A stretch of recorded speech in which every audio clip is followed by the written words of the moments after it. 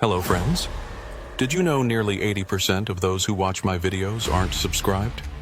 If you enjoy these stories, please hit that subscribe button and leave a like. It really helps. Thank you for being here. By the way, where are you watching from? Let me know in the comments. I've been in the trucking business in the western states for about 18 years. I started when I was old enough to get my Class A license. I came from such a small place that there weren't even traffic lights there. My name is Cole Briggs, and I've seen every kind of road this country has to offer. In January, on mountain passes where the ice is so thick, you can hear the cracking sounds under your tires. On the flat plains of the desert, the heat makes the asphalt shine like glass and deceives your eyes. On the highways along the coast, the fog is so thick that you drive blindly, relying only on the faint light of the reflectors and your own instincts. But there's one route I only drove once. One route that still wakes me up some nights, makes me sit bolt upright in whatever motel bed I'm in, sweating through the sheets even when the AC is cranked so high I can see my breath. They call it the Grayson Canyon Haul.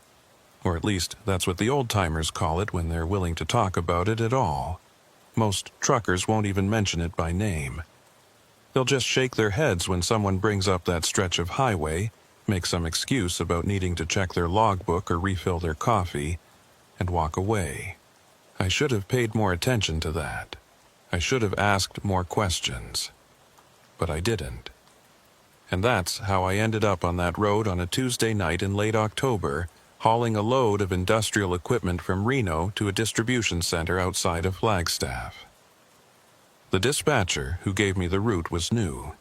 I could tell by the way she stumbled over the highway numbers, the way she had to check and recheck the GPS coordinates before sending them to my onboard system. Her name was Jessica, I think, or Jennifer. Something that started with a J. She had that nervous energy that new dispatchers always have. Like they're waiting for someone to tell them they've made a terrible mistake. The usual I-80 to I-15 route is backed up, she'd said, her voice crackling through my phone speaker. Major accident near Salt Lake. They're saying it could be 12 hours before they clear it. I was sitting in a truck stop outside Reno, watching the sun sink behind the mountains, painting the sky in shades of orange and purple that were almost too pretty to be real. My coffee had gone cold in the cup holder, but I took a sip anyway, grimacing at the bitter taste. 12 hours? I said. That'll put me way behind schedule. I know, she said, and I could hear her clicking through something on her computer. But I found an alternate route. It's actually shorter, mileage-wise. Cuts straight through some canyon country, but it should save you 4, maybe 5 hours. That should have been my first warning. In 18 years of driving, I've learned that shortcuts are never really shortcuts. There's always a reason the main routes are the main routes. Always a reason why everyone takes the same roads, even when they're backed up, even when they're slow. What's the route? I asked. She gave me the highway numbers, SR 447 North, then a county road that didn't even have a proper name, just a designation, County Road 34. Then back to another state route that would eventually connect to I-40. County Road 34, I repeated. Never heard of it. It's not heavily trafficked, she admitted. But it's paved, it's maintained, and according to the GPS, it's clear. No construction, no closures. I should have said no. Should have told her I'd wait out the backup, catch some sleep, and run the normal route when it cleared. But I was trying to make a payment on a new rig, and every late delivery meant money out of my pocket. The company didn't care about accidents or backups, or any of the 100 other things that could slow you down.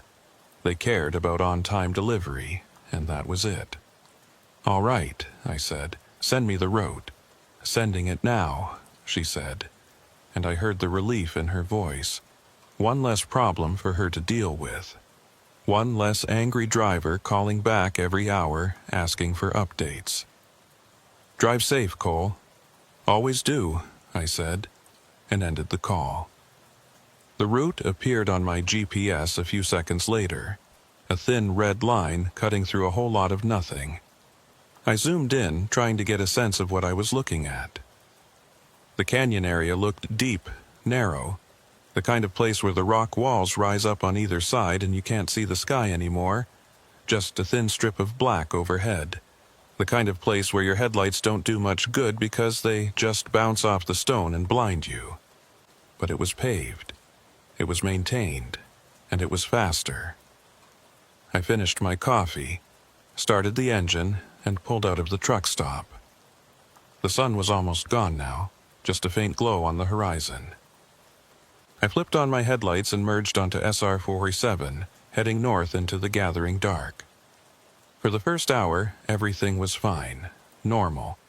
The road was decent, 2 lanes with a faded yellow line down the middle. There wasn't much traffic, just the occasional car passing in the opposite direction. Headlights flaring in my mirrors and then fading away. The desert stretched out on either side, flat and featureless, dotted with the sagebrush and the occasional Joshua tree standing like a sentinel against the darkening sky. I had the CB radio on, tuned to channel 19, listening to the chatter. Truckers talking about weather, road conditions, where the highway patrol was hiding. Someone was complaining about the price of diesel. Someone else was recommending a diner in Winnemucca that served breakfast all day. Normal stuff. Familiar voices in the dark, making the road feel a little less lonely. Then I hit the turnoff for County Road 34, and everything changed. The road narrowed immediately, dropping from 2 full lanes to barely 1.5. The pavement was still good, smooth under my tires, but the shoulders disappeared. On my right, a rock wall rose up, dark and jagged. On my left, nothing, just a drop-off into blackness so complete I couldn't see the bottom. My headlights swept across the cliff face as I took the first curve, illuminating striated layers of stone that looked ancient, prehistoric. The CB radio crackled, voices fading in and out, breaking up into static. I adjusted the squelch, but it didn't help. Whatever I was driving into, it was cutting off my signal. That wasn't unusual in canyon country, but it still made me uneasy. I liked having the radio on, liked hearing those voices. Without them, the silence felt heavier. I kept driving, following the GPS as it guided me deeper into the canyon. The road twisted and turned, following the contours of the rock. My speed dropped to 30, then 25. Any faster, and I'd be taking these curves too hot, risking a slide that would send me right over that edge. I tried not to think about how far the drop was. Tried not to imagine my rig tumbling end over end into that darkness, metal screaming, glass shattering. That's when I saw the first sign. It was an old highway marker, the kind that used to be common but you don't see much anymore. Faded green with white lettering. It was planted on the shoulder, half hidden by a scrub bush, and my headlights caught it for just a second as I passed. Grayson Canyon, next 47 miles extreme caution. 47 miles. I checked my GPS. According to the route, I had about 50 miles of this county road before I'd hit the next state route. So, this was it. This was Grayson Canyon. I picked up my CB handset, keyed the mic. Breaker 19, this is Lone Star heading south on County Road 34. Anybody out there familiar with Grayson Canyon? Over. Static, just pure white noise, broken up by the occasional electronic squeal. I tried again, but got the same result. My signal wasn't reaching anyone. I was alone. The canyon walls grew higher on both sides now, closing in. It felt like driving through a tunnel, except there was no roof, just that thin strip of sky overhead. And even that was disappearing as the walls leaned inward, blocking out the stars. My headlights seemed dimmer somehow, like the darkness here was thicker, harder to penetrate. I glanced at my fuel gauge, 3/4 full, plenty to get through this stretch and then some. I checked my mirrors, seeing nothing but my own running lights reflected back at me from the rock walls. Empty road behind. Empty road ahead. Just me and the canyon and the sound of my engine echoing off the stone. That's when I noticed the time. My dashboard clock read 9:47 p.m. But that couldn't be right. I'd left the truck stop at 7:30, and I'd been driving for what felt like maybe an hour and a half, 2 hours tops. The clock should have read 9 o'clock, 9:30 at the latest. I checked my watch, the old analog one my father gave me when I got my first truck. It read 9:11 p.m. I stared at both timepieces, trying to make sense of the discrepancy. The dashboard clock was digital, precise. It synced with GPS satellites. It shouldn't be wrong. But my watch was mechanical, reliable. I'd had it serviced just 6 months ago. 17 minutes. Somehow, I'd lost 17 minutes. I told myself it was nothing. Told myself I'd just lost track of time, gotten absorbed in driving, maybe zoned out for a few minutes on one of the straighter stretches. It happens to every driver. You blink and suddenly you're 5 miles down the road with no memory of how you got there. Highway hypnosis, they call it. It's common. It's normal. But I'd been paying attention. I'd been counting curves, watching the mile markers. I hadn't zoned out. I knew I hadn't. The road descended now, dropping deeper into the canyon. My ears popped from the elevation change. The temperature dropped too, cold air seeping in through the vents despite the heater being on. I could see my breath misting in the glow of the dashboard lights. Another sign flashed past, this one hand-painted on a piece of plywood nailed to a post. No services next 40 miles. 40 miles. I did the math in my head. At 25 miles per hour, that was almost 2 hours of driving through this canyon. 2 hours of nothing but rock walls and darkness, and that narrow strip of road balanced on the edge of oblivion. I settled in, adjusted my seat, cracked my window to let in some air to keep me alert. The cold rushed in, sharp and clean, carrying a smell I couldn't quite place. Not unpleasant, but strange, mineral, maybe. Like rain on hot rocks, even though it hadn't rained. The CB crackled again, and for just a second, I thought I heard a voice. Not words exactly, but something that might have been a voice underneath all that static. I turned up the volume, listening hard. "Don't," the word cut through, clear as day, then dissolved back into noise. I grabbed the handset. "This is Lone Star on County Road 34. I read you broken and unreadable. Can you repeat? Over?" Nothing. Just static, rising and falling like breathing. "If anyone can hear me, I'm running Grayson Canyon southbound. Please respond. Over." The static changed pitch, became almost rhythmic, and underneath it, so faint I might have imagined it, I heard what sounded like, "Turn back."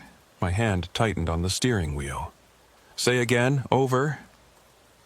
But the voice, if it had been a voice at all, was gone. Just static remained, constant and unchanging. I hung up the handset and focused on the road. The canyon was getting deeper, the walls higher.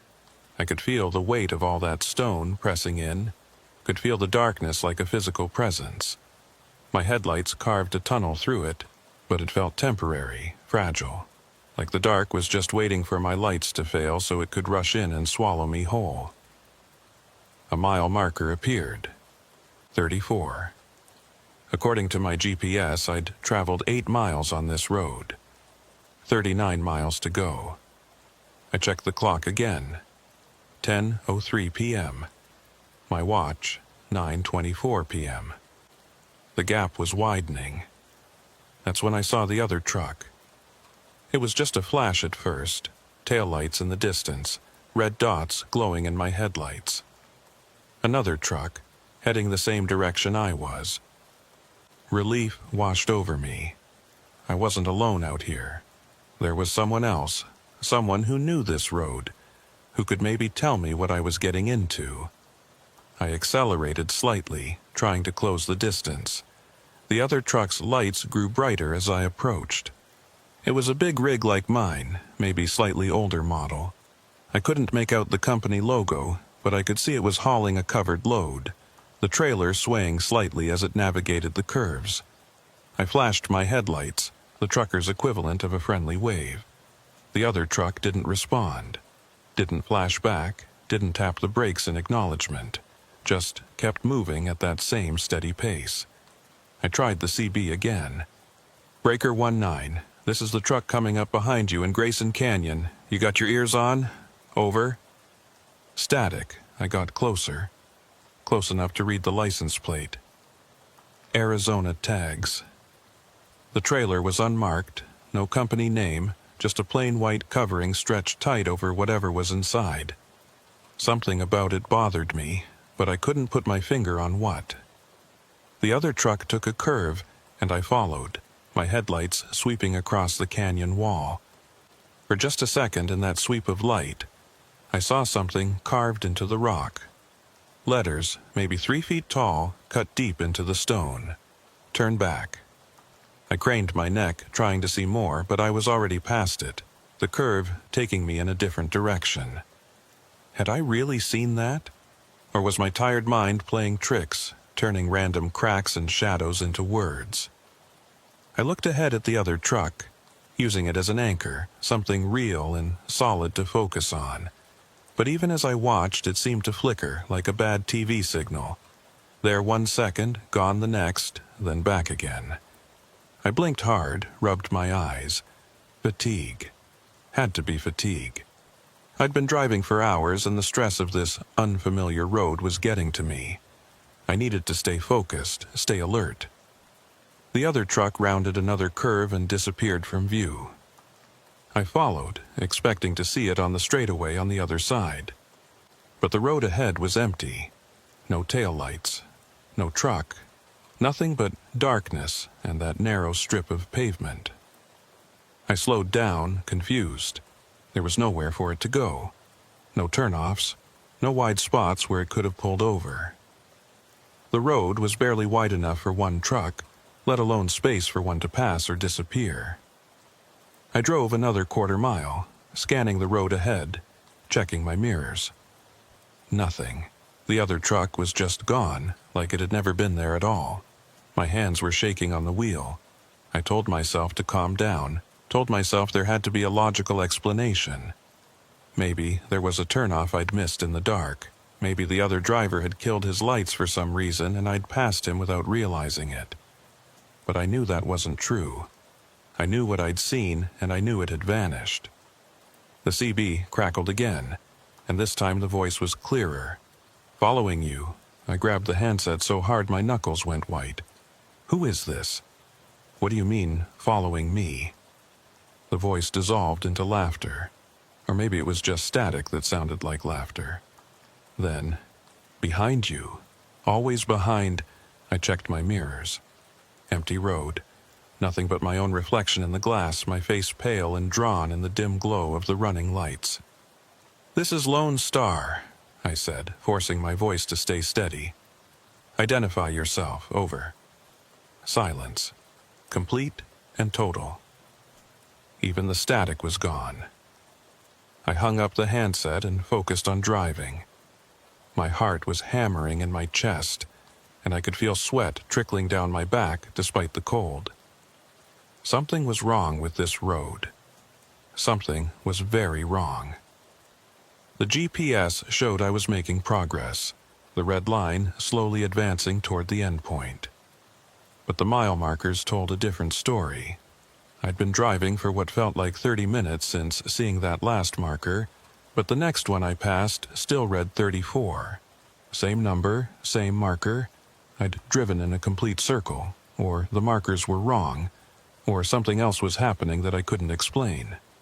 I thought about turning around, but the road was too narrow. There was nowhere to make a U-turn, nowhere to reverse a 53-foot trailer. I was committed now. The only way out was forward. The canyon walls seemed to be moving closer, leaning in like they were trying to see me better. I could hear wind now, whistling through the rocks, making sounds that were almost like voices, almost like words. But when I tried to focus on them, tried to make out what they were saying, they slipped away into just noise. My dashboard clock read 11:47 p.m. My watch read 9:58 p.m. Nearly 2 hours of difference now. Time was breaking down, coming apart at the seams. And then I saw the rest stop. It appeared suddenly, a small pullout carved into the rock on the right side of the road. There was a single light pole, the bulb flickering weakly, casting a sickly yellow glow over a picnic table and a trash can. A wooden sign read, "Grayson Canyon Rest Area." I almost kept driving. Every instinct told me to keep moving, to not stop, to get through this canyon as fast as possible. But I'd been driving for hours, and I needed to clear my head, needed a minute to think, to figure out what was happening. I pulled into the rest area, my air brakes hissing in the silence. The engine idled, a comforting rumble that was the only sound besides the wind. I sat there for a moment, hands still on the wheel, staring out at that flickering light. Then I saw the logbook. It was sitting on the picnic table, a standard driver's logbook, the kind every trucker is required to keep. It was open, pages fluttering in the wind, and even from inside my cab I could see writing on the pages. Fresh writing, recent. I shouldn't have gotten out. I know that now. Should have put the truck in gear and driven away, rest stop or no rest stop. But curiosity is a powerful thing, and I needed to know. Needed to understand what was happening to me. I opened the door and climbed down, my boots crunching on the gravel. The cold hit me immediately, colder than it should have been for October. My breath came out in thick clouds. I walked towards the picnic table, each step feeling heavier than the last. The logbook was real, solid. I picked it up, the pages rough under my fingers. The writing inside was shaky, desperate. Different handwriting, different people. Pages and pages of entries, all from different drivers, all saying variations of the same thing. Lost track of time, can't find the end. Driving in circles. The walls are watching. I can feel them watching. Saw another truck. It wasn't real. None of this is real.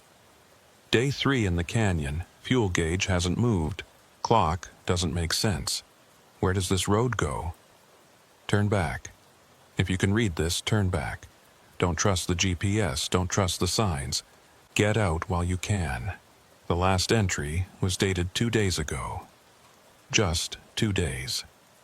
The handwriting was nearly illegible, scrawled across the page in what might have been blood or just very dark ink.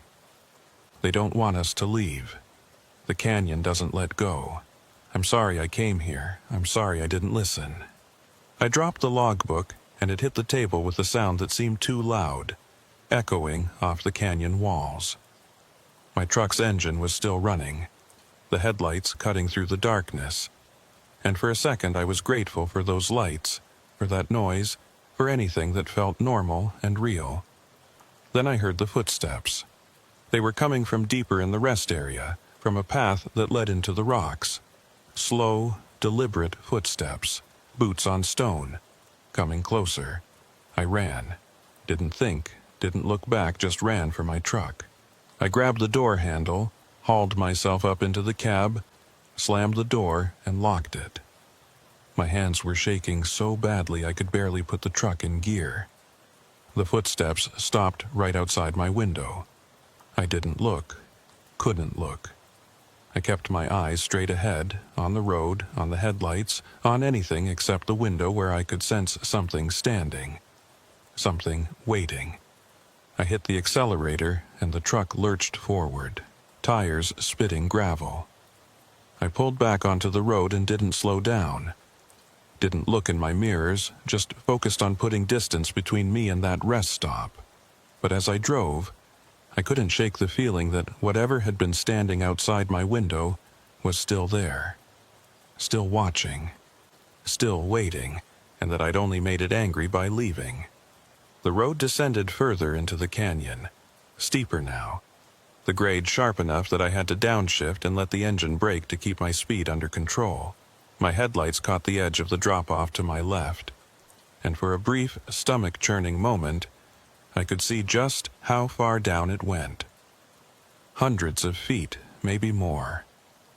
The bottom was lost in shadow so deep it looked like the earth had been torn open to reveal nothing but void.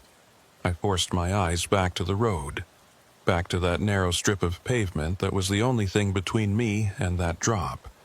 My hands ached from gripping the wheel so tight, but I couldn't make myself relax. Every muscle in my body was wound tight as a spring.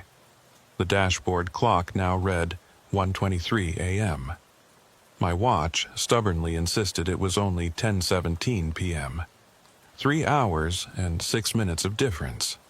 Time was accelerating, or my watch had stopped, or something fundamental about how time worked had broken down in this canyon. None of the possibilities were comforting. I tried the CB again, more out of desperation than any real hope of getting through. This is Lone Star on County Road 34, Grayson Canyon. If anyone can hear me, I need assistance. My GPS is showing I'm making progress, but I'm not seeing any end to this canyon. Please respond. Over. The static that came back was different now. It had a rhythm to it, a pulse, like a heartbeat. And underneath that pulse, I could hear something else. Not quite music, not quite voice, something in between. It rose and fell, weaving in and out of the static, and the longer I listened, the more it sounded like words. Like someone was trying very hard to tell me something. But the signal kept breaking up, kept dissolving into noise. I turned the volume down until it was barely audible. I didn't want to hear what those voices might be saying. Didn't want to know. The temperature in the cab kept dropping despite the heater running full blast. I could see frost forming on the inside of the passenger window, delicate crystalline patterns spreading across the glass like reaching fingers. My breath came out in clouds so thick I could barely see through them. A new sign appeared in my headlights. Falling rock zone, next 15 miles. As if to emphasize the point, a stone the size of my fist bounced across the road just ahead of me, thrown down from somewhere high above. Then another and another. I slowed down, hearing the rocks ping and clatter off the trailer behind me. One hit the windshield and I flinched, but the glass held. A spiderweb crack appeared where it had impacted, right at eye level. The rocks kept falling, a steady rain of stone. I wanted to stop, to wait it out, but there was nowhere to pull over. The road was too narrow, the shoulders non-existent. I had no choice but to keep moving, to drive through it and hope nothing big enough to do real damage came down. Through the cracked windshield, I watched the canyon walls. They seemed different now. The rock face wasn't smooth anymore. It was rough, pitted, and in the sweep of my headlights those pits looked like eyes. Hundreds of them, thousands watching me pass. I knew it was just shadows and stone, just my exhausted mind finding patterns where none existed. But knowing that didn't make it any less unsettling. The falling rocks finally stopped, and I allowed myself to breathe again. The silence that followed felt oppressive, heavy. I could hear every sound my truck made, every creak and groan of metal, every hiss of air through the vents. It was too quiet. Even the wind had died down. That's when I noticed the mileage. My trip odometer, the one I'd reset when I entered County Road 34, read 47.3 miles. According to the GPS, I'd traveled 38.2 miles. A 9-mile discrepancy. I was driving further than the GPS thought I was, or the odometer was broken, or the road itself was longer than the maps showed. I thought about the logbook I'd seen at the rest stop, about that entry that mentioned day 3. Day 3 of driving through a canyon that was supposed to be less than 50 miles long. How was that possible? How could someone spend 3 days on a road you should be able to drive in 2 hours? Unless the road didn't want to let them go. I shook my head, trying to clear it. That was crazy thinking. Roads don't want things. They don't have desires or intentions. They're just pavement and stone, nothing more. I was tired, stressed, seeing patterns that weren't there, making connections that didn't exist. But the evidence was piling up. The missing time, the vanishing truck, the conflicting measurements, the messages in the logbook. Something was wrong with Grayson Canyon, whether I wanted to believe it or not. My fuel gauge caught my attention. It still read 3/4 full, exactly where it had been when I entered the canyon hours ago. I'd been driving for hours at a moderate speed, the engine working hard to navigate these grades and curves. I should have burned through at least 1/8 of a tank by now, maybe more. But the needle hadn't moved, not even a fraction. I tapped the gauge, wondering if it was stuck. The needle quivered but stayed put, 3/4, same as before. A thought occurred to me, dark and unwelcome. If the fuel gauge wasn't moving, if time wasn't passing normally, if distance wasn't being measured correctly, then maybe I wasn't actually moving at all. Maybe I was just sitting here, engine running, going nowhere, while something played with my perceptions, made me think I was driving when I wasn't. But I could feel the road under my tires, could feel the truck responding to the wheel, could see the canyon walls sliding past. I was moving, I had to be moving, unless moving didn't mean what I thought it meant anymore. The road leveled out briefly, giving me a short straightaway. I could see maybe a 1/4 mile ahead, the headlights reaching as far as they could into the darkness. And there, at the very edge of that light, I saw something that made my blood run cold. It was the rest stop, the same rest stop I'd fled from earlier. Same flickering light pole, same picnic table, same trash can. I'd been driving for over an hour since leaving that place, had covered at least 20 miles according to my odometer. There was no way I should be seeing it again, but there it was, unmistakable. I didn't slow down, didn't even consider stopping. I kept my foot steady on the accelerator and watched as the rest stop approached, my heart hammering in my chest. As I passed, I couldn't help but glance over. The logbook was still on the table, but now it was closed. And standing next to the table, barely visible in that weak yellow light, was a figure. Just a silhouette, dark and indistinct, too far away to make out any details. But I knew it was watching me, could feel its gaze as surely as I could feel the steering wheel under my hands. It didn't move as I passed, didn't wave or gesture or do anything at all, just stood there watching.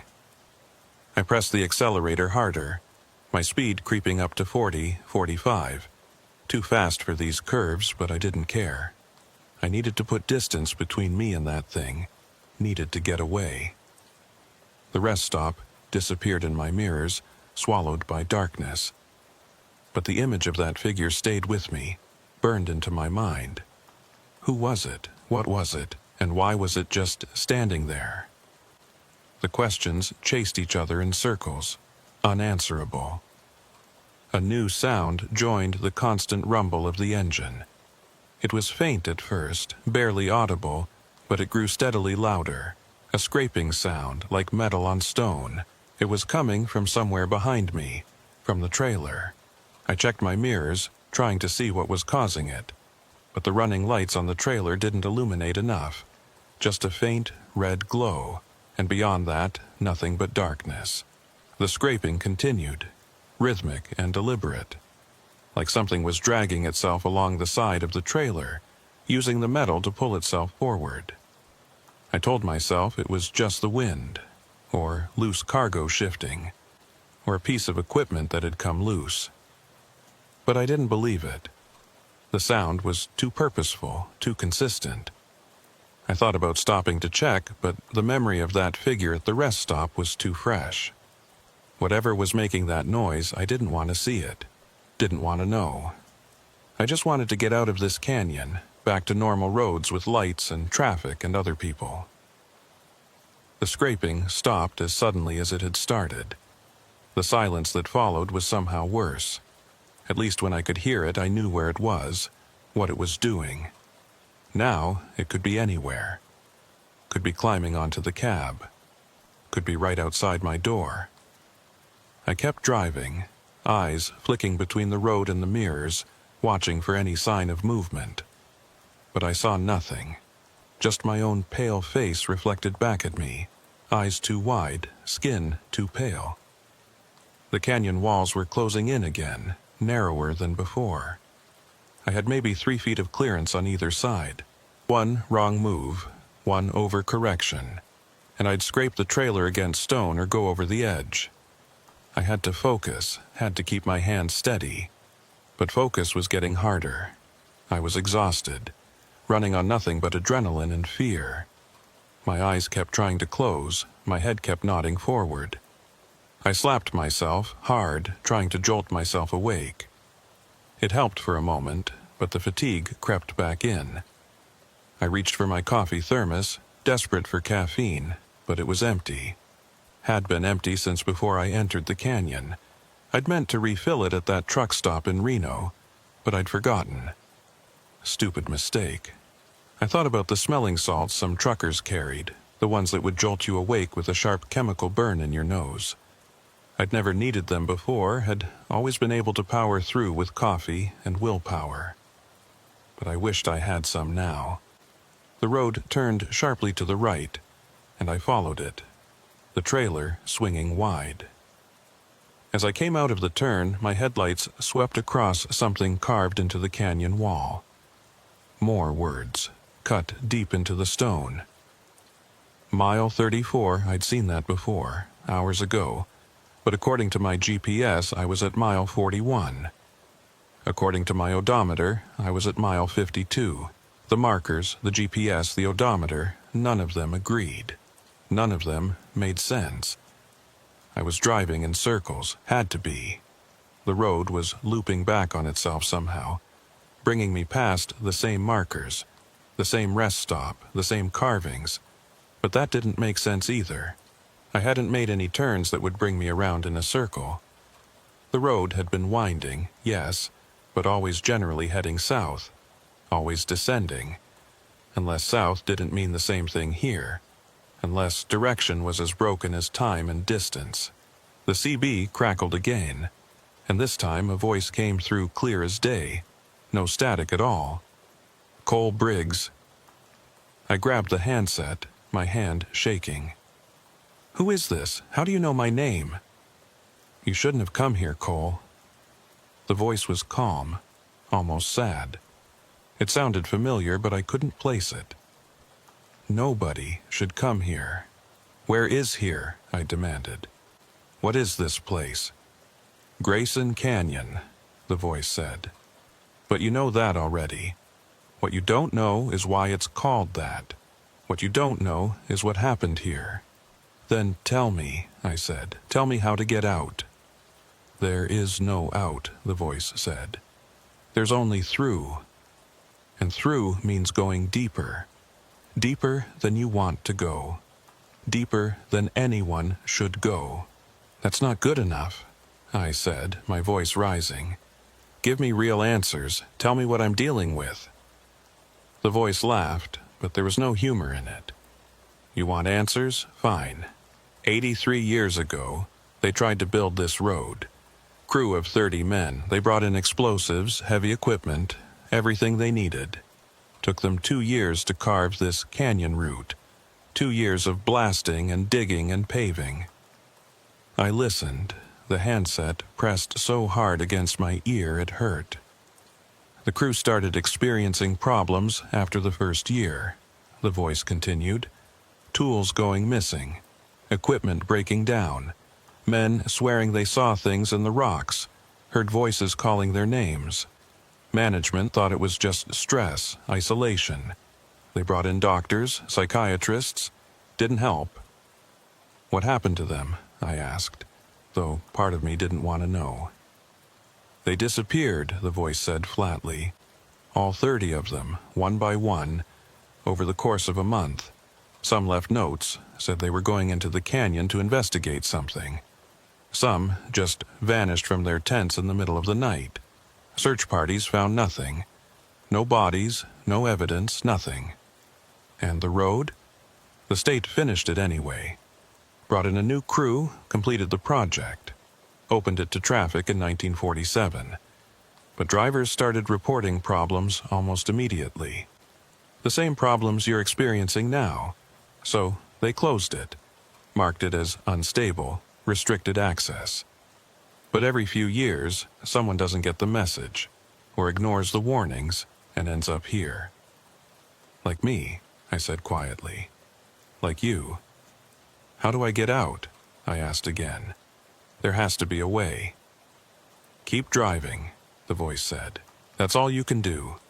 Keep driving and hope the canyon decides to let you go. Some make it out. Most don't. What happens to the ones who don't? The static came back, swallowing the voice.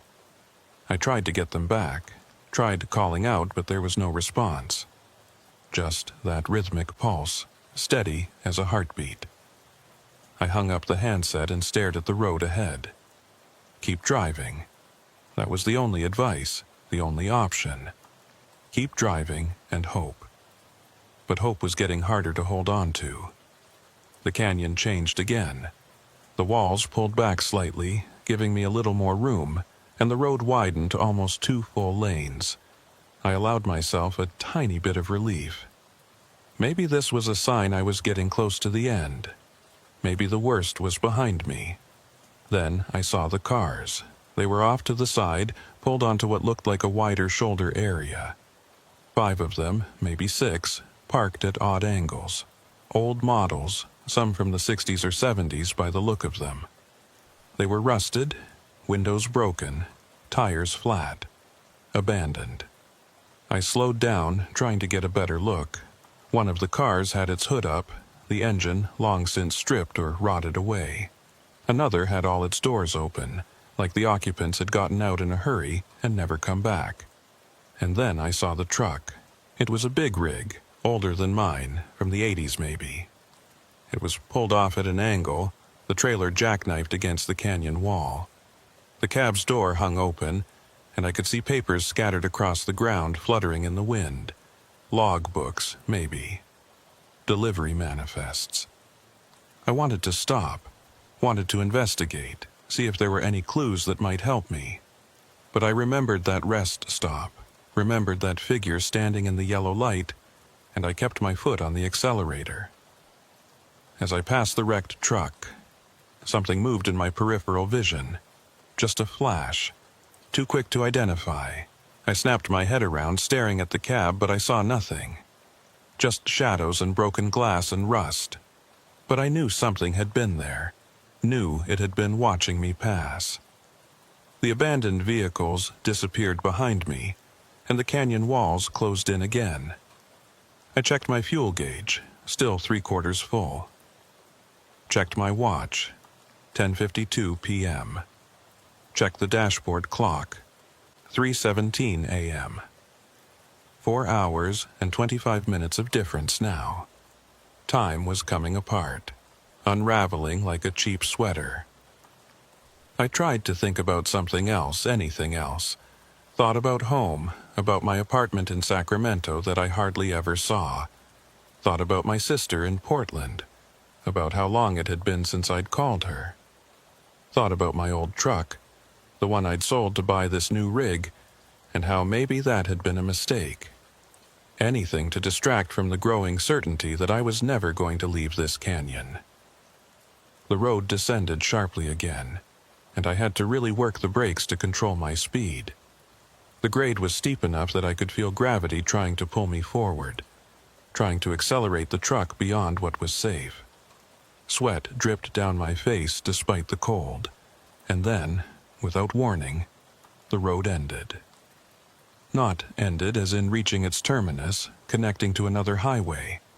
Ended as in just stopped. The pavement ran for another 50 feet and then simply ceased, giving way to dirt and rocks and nothing.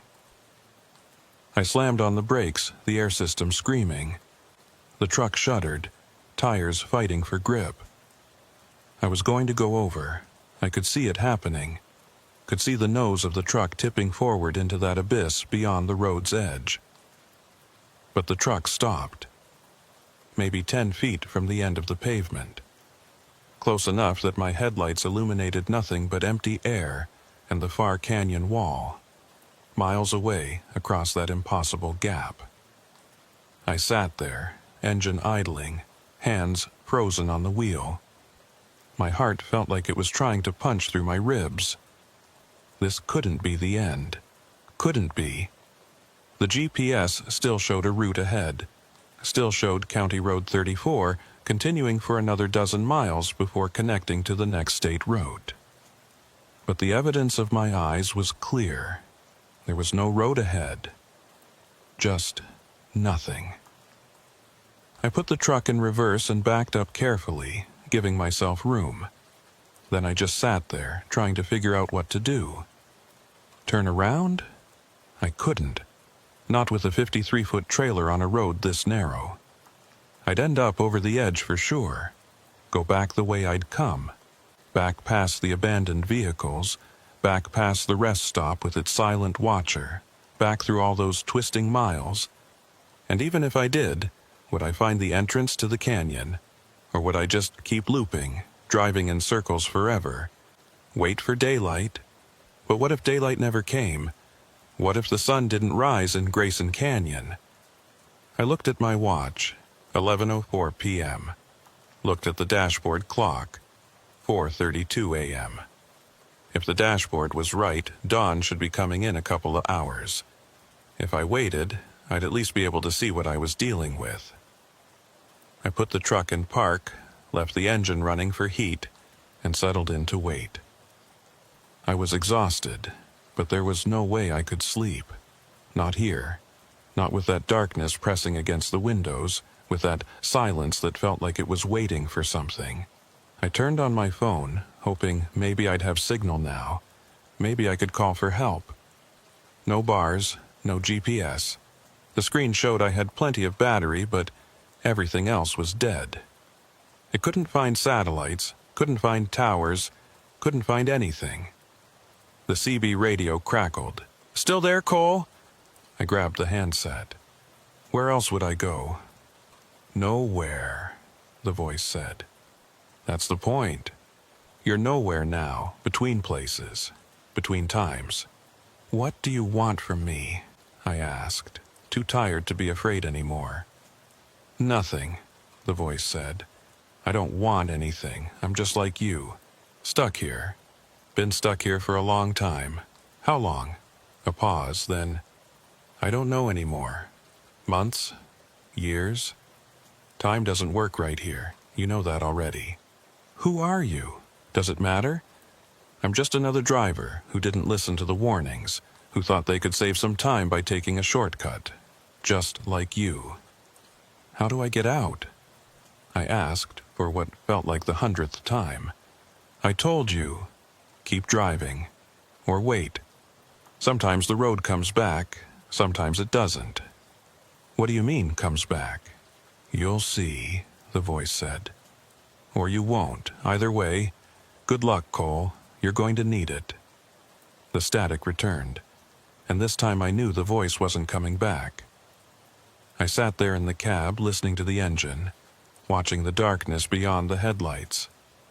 And I waited for dawn, hoping it would come, knowing it might not. But either way, I was going to find out what Grayson Canyon really wanted from me. I must have dozed off despite telling myself I wouldn't. When I jerked awake, my neck screaming from the awkward angle, the first thing I noticed was that it was still dark. Not the pre-dawn darkness that comes before sunrise, with its gradual lightening of the sky. This was the same impenetrable black I'd been staring at for hours. My watch read 11:47 p.m. The dashboard clock read 9:22 a.m.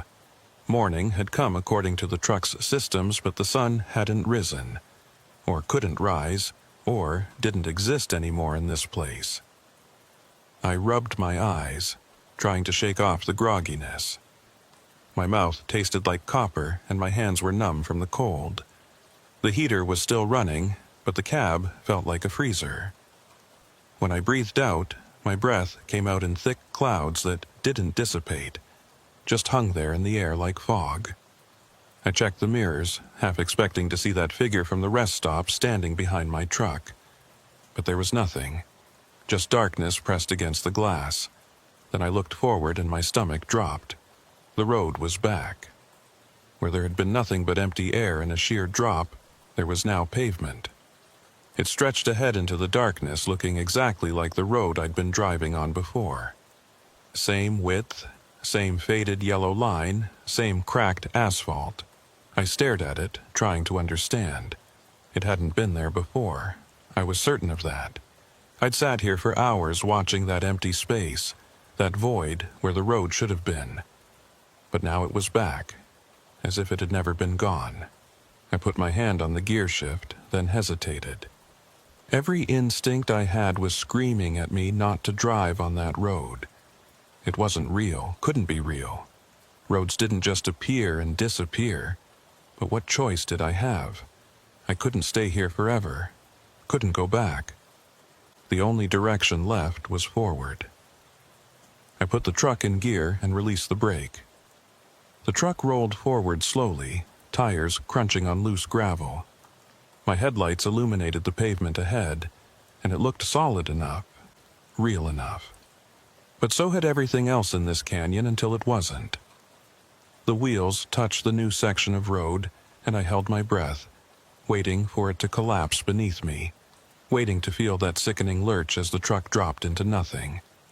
But the road held, felt just as solid as any other pavement. I kept driving, slow and cautious. The canyon walls were different now, closer together, leaning inward at an angle that seemed to defy gravity. The rock face was darker too, not the reddish-brown sandstone from before, but something else. Something that absorbed my headlights instead of reflecting them. The silence was absolute. I couldn't hear the engine anymore, couldn't hear the tires on the road, couldn't hear anything. It was like I'd gone deaf, except I could hear my own breathing, my own heartbeat thundering in my ears. I tried the CB radio, but it was completely dead, not static, not even the hiss of an empty channel. Just nothing. Like the device had never worked at all. The road curved to the left, and I followed it, the trailer swinging wide behind me. As I came out of the curve, I saw something that made me slam on the brakes. There was a truck ahead of me, the same truck I'd seen hours ago, the one that had vanished around a curve and never appeared again. It was sitting in the middle of the road, engine off, no lights. I sat there staring at it, trying to decide what to do. Part of me wanted to back up, turn around somehow, go literally anywhere else. But I needed to know, needed to see if there was someone in that truck, someone who might be able to help me, or at least tell me what was happening. I pulled up behind it, close enough that my headlights illuminated the whole back end of the trailer. Arizona plates, just like before. The trailer covering was torn in places, flapping in a wind I couldn't feel or hear. I grabbed my flashlight from the door pocket, took a deep breath and opened my door. The cold hit me like a wall, so intense it drove the air from my lungs. I could feel ice crystals forming on my eyelashes, in my beard. My boots hit the pavement, and that's when I realized I still couldn't hear anything. The door closing behind me made no sound. My footsteps on the road made no sound. It was like walking through a vacuum, like being on the moon. I approached the other truck slowly, the flashlight beam cutting through the darkness. The cab door was closed, windows dark. I couldn't see anyone inside. I reached for the door handle, then stopped. Something was written on the door in what looked like dried mud, or maybe dried blood. Letters, shaky and uneven. Don't look back. I stood there, flashlight beam trembling in my hand, staring at those words. Don't look back. Back at what? The road I'd come from, the canyon behind me? Something else? Against every survival instinct I possessed, I turned and looked behind me. The road I'd just driven on was gone. Not replaced with a drop-off or a cliff face, just gone. There was a wall of solid rock where the road should have been, like it had never existed at all. My own truck was sitting right against that wall, maybe 2 feet of space between the bumper and the stone. That was impossible. I'd just driven here. Had just covered maybe 100 feet from where I'd been parked. But the evidence of my eyes told a different story. Told me I was trapped between this rock wall and the abandoned truck ahead, with nowhere to go but the cab of one of these vehicles. I turned back to the abandoned truck, my hand shaking so badly I could barely hold the flashlight. I pulled on the door handle, and it opened with no resistance. The cab was empty. Not just empty of people, but empty of everything.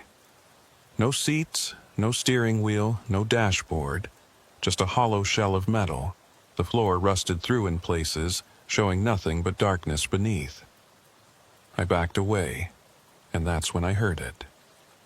A voice, faint and distant, but unmistakable. It was coming from inside the trailer. "Help," it said. A man's voice, hoarse and weak.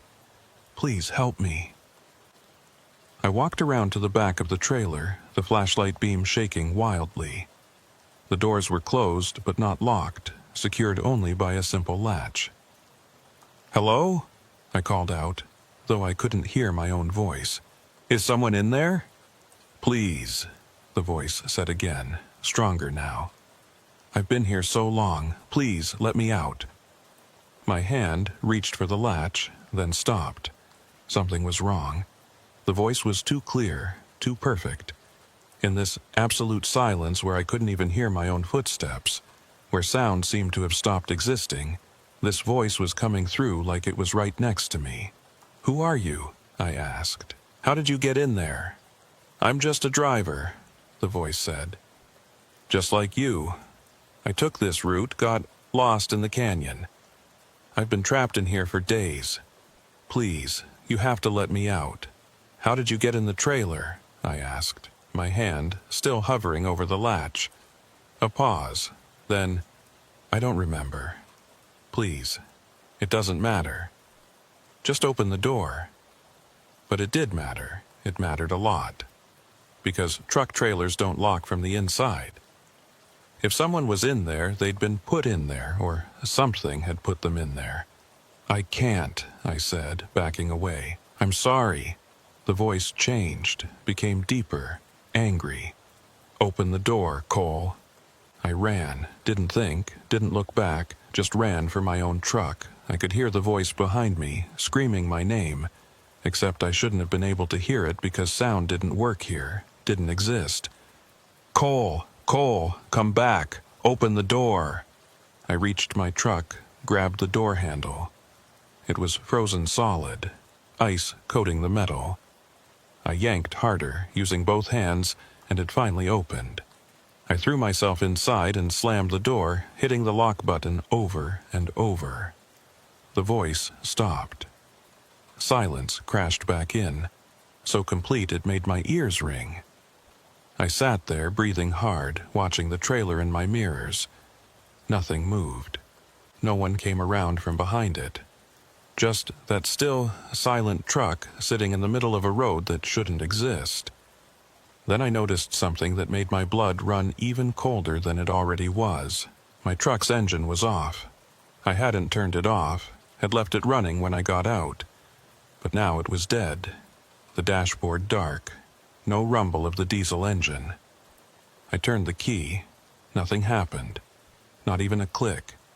The battery was dead, or the starter was dead, or something was preventing the truck from starting. I tried again and again, pumping the accelerator, checking the battery gauge. Everything was dead, the truck was dead, I was trapped. The realization hit me like a punch to the gut. I was stuck between a rock wall that shouldn't exist and a trailer with something inside it that knew my name, and my only means of escape was a truck that wouldn't start. I looked at my phone, desperate for any option. Still no signal, but I pulled up the GPS app anyway, hoping maybe it could at least show me where I was. The app loaded, and what I saw didn't make any sense. According to the GPS, I was in 3 places at once. The signal was fracturing, splitting, showing my location as both 30 miles north and 40 miles south of where I'd entered the canyon, and also right at the entrance. Like I existed in multiple points of space simultaneously.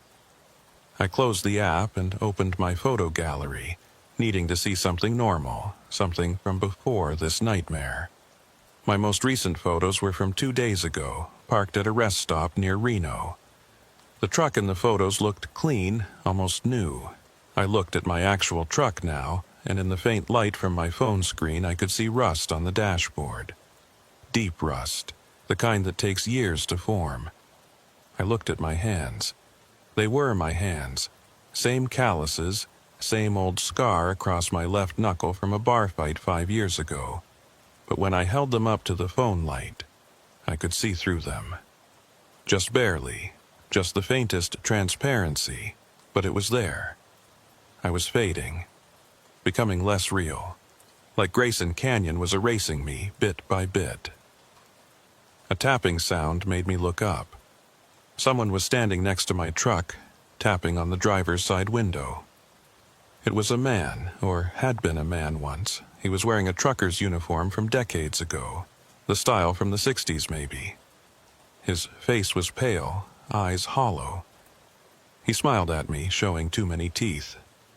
"Having trouble?" he asked, his voice muffled through the glass. I didn't answer. Couldn't answer. Just stared at him. "The canyon does that sometimes," he said conversationally. "Kills your truck, traps you here. Happened to me too, long time ago. I waited for someone to come help me, but nobody came. Nobody comes. Go away," I managed to whisper. "I can help you," he said. "I know how to start your truck, know how to get out of here, but you have to do something for me first." "What?" I asked, though I already knew I wouldn't do it, whatever it was. "Open that trailer," he said, pointing at the abandoned truck. "Open it and let him out. He's been in there so long. It's cruel to keep him locked up." "No," I said. The man's smile widened. "Then I guess you'll be staying. You'll be here when your food runs out, when your water runs out. You'll be here when you start hearing voices, seeing things. You'll be here when you realize that dying would be better than this. But you can't die because the canyon won't let you." I said no, I repeated, my voice stronger now. The man shrugged. "Suit yourself. We've got all the time in the world. Literally." He walked away, dissolving into the darkness like he'd never been there at all. I sat in the frozen cab, trying to think. There had to be a way out. Had to be. People didn't just disappear. Trucks didn't just stop existing. Roads didn't appear and vanish. Except they did, apparently.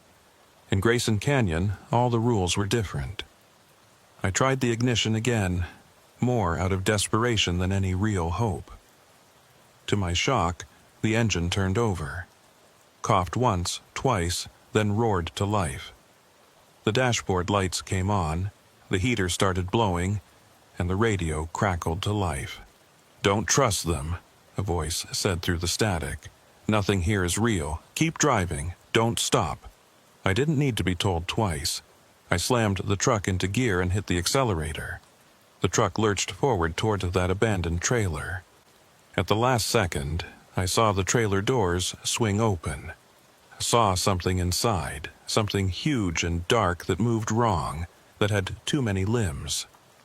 I cranked the wheel hard to the left, the trailer behind me fishtailing, tires screaming. I missed the open trailer by inches, kept driving, not looking back, not slowing down. The rock wall that had been ahead of me was gone now, replaced by more road, twisting deeper into the canyon. I took the turns too fast, the trailer swinging wide, threatening to jackknife. But I didn't slow down. Couldn't slow down. Because I could see headlights in my mirror now, following me. The abandoned truck's lights were on, and it was coming after me. But that was impossible. The cab had been empty, gutted. There was no one to drive it, unless there didn't need to be. I pushed the accelerator to the floor, the engine roaring in protest. The speedometer climbed past 60, past 70, way too fast for these curves, but the lights behind me were getting closer. The CB radio crackled. "You can't run, Cole. The canyon is patient. It'll wait. It's got nothing but time." I grabbed the handset and threw it across the cab. It hit the passenger window and shattered. The lights behind me were getting brighter, closer. I could hear an engine now, even over my own. A deep, throaty rumble that didn't sound like any diesel I'd ever heard. The road ahead split into two paths, neither of them marked on my GPS. I took the right fork without thinking, and immediately knew I'd made a mistake. This road was even narrower, barely wide enough for my truck. The walls pressed in on both sides so close I could have reached out and touched them. And it was going down, steep, dropping into what felt like the very center of the earth. But I couldn't turn around, couldn't stop. The lights behind me took the same fork, still closing in. I descended into the darkness, the temperature dropping with every foot. Ice formed on my windshield, on my mirrors. My breath came out in clouds so thick I could barely see. And then, as suddenly as it had started, the pursuit ended. I checked my mirrors, and the lights were gone. No truck behind me, no sound of an engine. Just my own truck, racing down into nothing. I eased off the accelerator, trying to regain some control. The road was still descending, but less steeply now. And ahead, far ahead, I could see something that might have been light. Not the yellow glow of my headlights, but something else. Something blue-white and cold. I drove toward it because there was nowhere else to go, and as I got closer, I realized what I was seeing. It was the end of the canyon, or what should have been the end. There was a massive opening ahead, like a mouth in the rock. Beyond it, I could see stars. Real stars, not the empty blackness I'd been driving through. Hope surged through me. I was going to make it, going to get out of this nightmare. I drove toward that opening, accelerating again. Almost there, just a few hundred more feet. That's when I saw them. They were standing along the sides of the road, dozens of them, maybe hundreds. All the people who'd gotten lost in Grayson Canyon over the years. Truckers in outdated uniforms, construction workers with hard hats and tools, a few civilians in regular clothes. They were all standing there perfectly still, watching me drive past. Their faces were all the same, pale, hollow-eyed, wearing that same too-wide smile. And as I passed, they all turned to follow my progress, heads swiveling in unison. I kept my eyes forward, focusing on that opening ahead. Don't look at them. Don't acknowledge them. Just drive. I was maybe 50 feet from the opening when I saw the final figure. It was standing right in the middle of the road, directly between me and freedom. It was wearing a trucker's uniform just like mine, and as my headlights hit it, I saw its face. It was me, an exact copy, down to the scar on my knuckle, the stubble on my jaw. But its eyes were wrong, empty and dark, like looking into a void. The thing wearing my face raised its hand, palm out. A command to stop. I didn't stop, hit the accelerator harder, aiming straight for it. If I was going to get out of this canyon, I'd drive through anything and everything that tried to stop me. The thing that looked like me didn't move, just stood there, hand still raised, as my truck bore down on it. At the last possible second, it stepped aside. I shot past it, through the opening, and back onto a normal highway. The transition was so sudden it took my brain a moment to process what had happened. 1 second, I was in that narrow canyon passage, surrounded by impossible darkness and those watching figures. The next, I was on a 4-lane interstate, headlights reflecting off a standard green highway sign that read, I-40 East, Flagstaff, 47 miles. I eased off the accelerator, my hands shaking so badly I could barely control the wheel. Normal traffic flowed around me. A sedan passed on my left, the driver talking on a phone, not even glancing my way. A family in an SUV went by on the right, kids in the back seat playing on tablets. Everything was normal. Everything was real. I was out. I checked my mirrors, expecting to see that canyon opening behind me, expecting to see those figures or that thing wearing my face. But there was nothing unusual, just highway and desert, and the faint glow of civilization on the horizon. My dashboard clock read 6:47 a.m. My watch read 12:03 a.m. The time gap had stabilized at 6 hours and 44 minutes. Like something had broken in both timepieces and they'd just accepted their new relationship to reality. The fuel gauge still read 3/4 full. I pulled into the first truck stop I saw, parking in a spot far from any other vehicles. My legs nearly gave out when I climbed down from the cab. I had to hold on to the door to keep from falling. The air smelled wrong. Too clean, too fresh. Like I'd forgotten what normal air was supposed to smell like.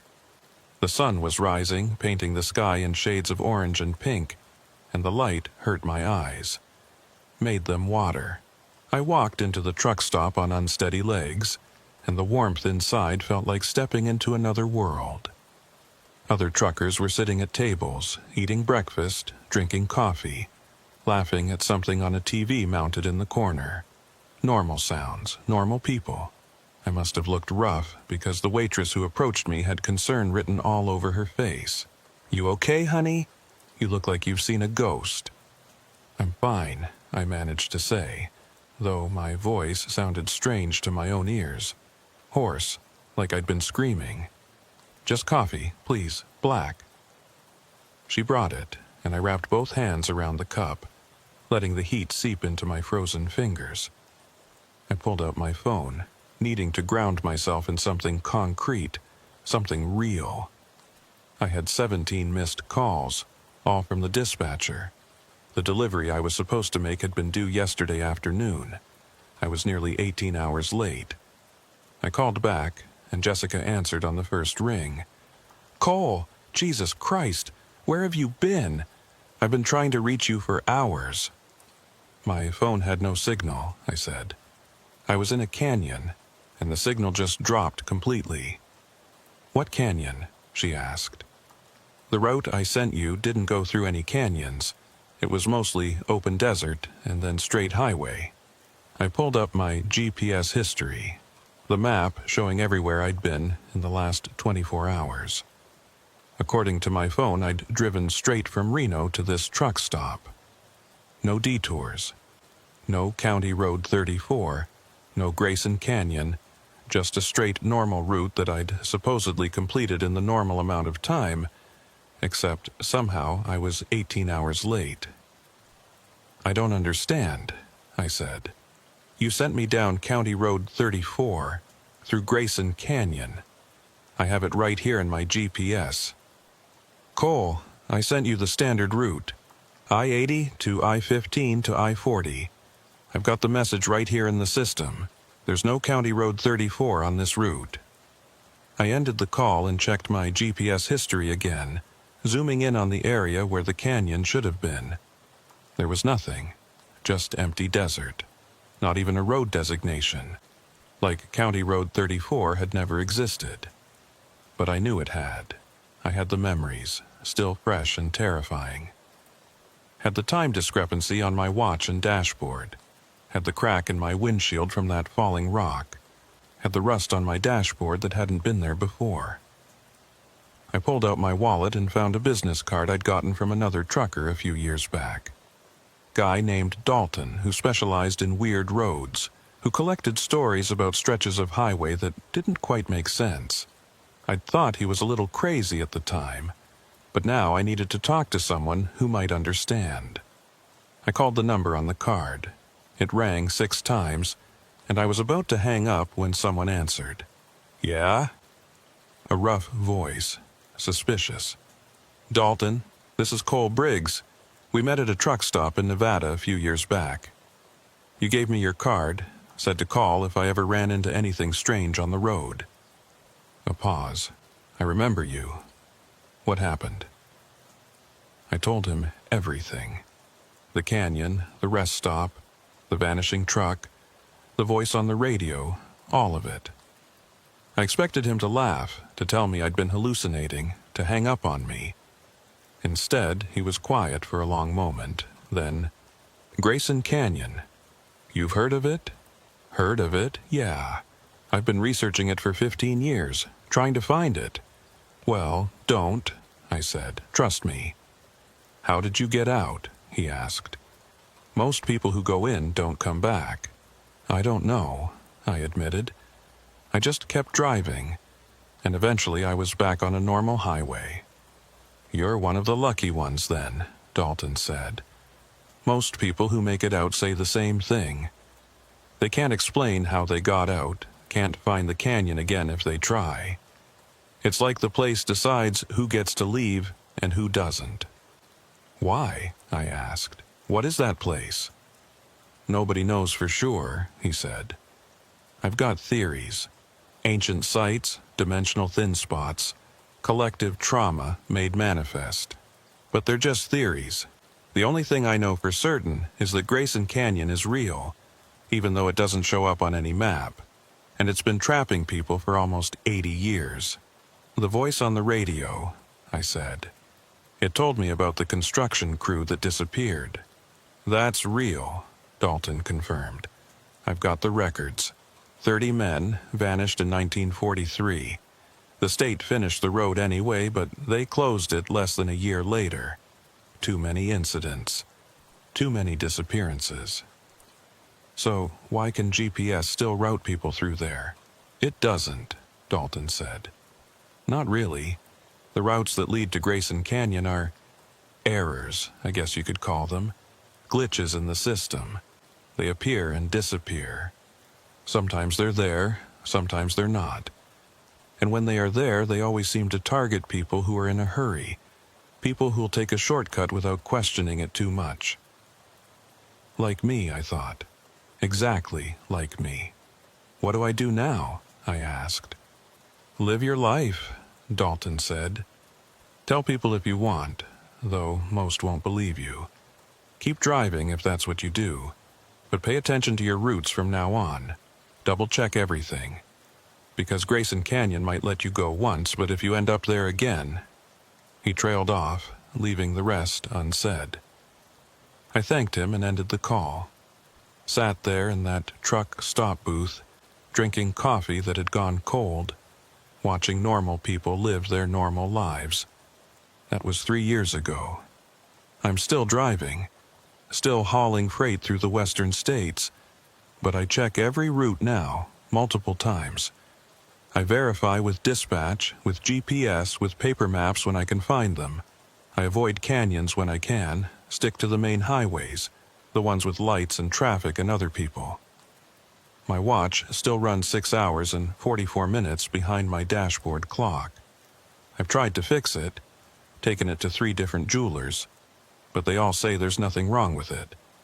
The mechanism is perfect, keeping perfect time. It's just keeping perfect time in a different reality than the rest of us. Sometimes, late at night when I'm on a long haul, my CB radio will crackle to life even though it's turned off. I'll hear that voice, the one that knows my name, the one that told me to keep driving. It never says much, just, "Still out there, Cole? Still running?" I don't answer. Don't even acknowledge that I heard it. Just keep driving, watching the road, staying alert. Because I know the truth now. Know it in my bones, in the rust on my dashboard, in the crack in my windshield that no amount of repair can fully fix. Grayson Canyon is patient. It's got nothing but time. And I'm still out here on the roads it hunts, still driving through the darkness. Still trying to stay one step ahead of a place that doesn't technically exist. Most nights I'm okay. I make my deliveries. I sleep in normal truck stops. I live a normal life. But some nights when the moon is dark and the roads are empty, I'll see a sign that shouldn't be there. Green with white lettering, half hidden by a scrub bush. Grayson Canyon, next 47 miles extreme caution. And I'll grip the wheel tighter, and I'll take the next exit. Any exit, just to get away from that sign.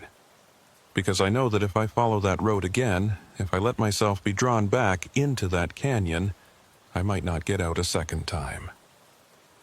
I tell this story to other truckers sometimes, usually late at night when we're all trying to stay awake with bad coffee and worse food.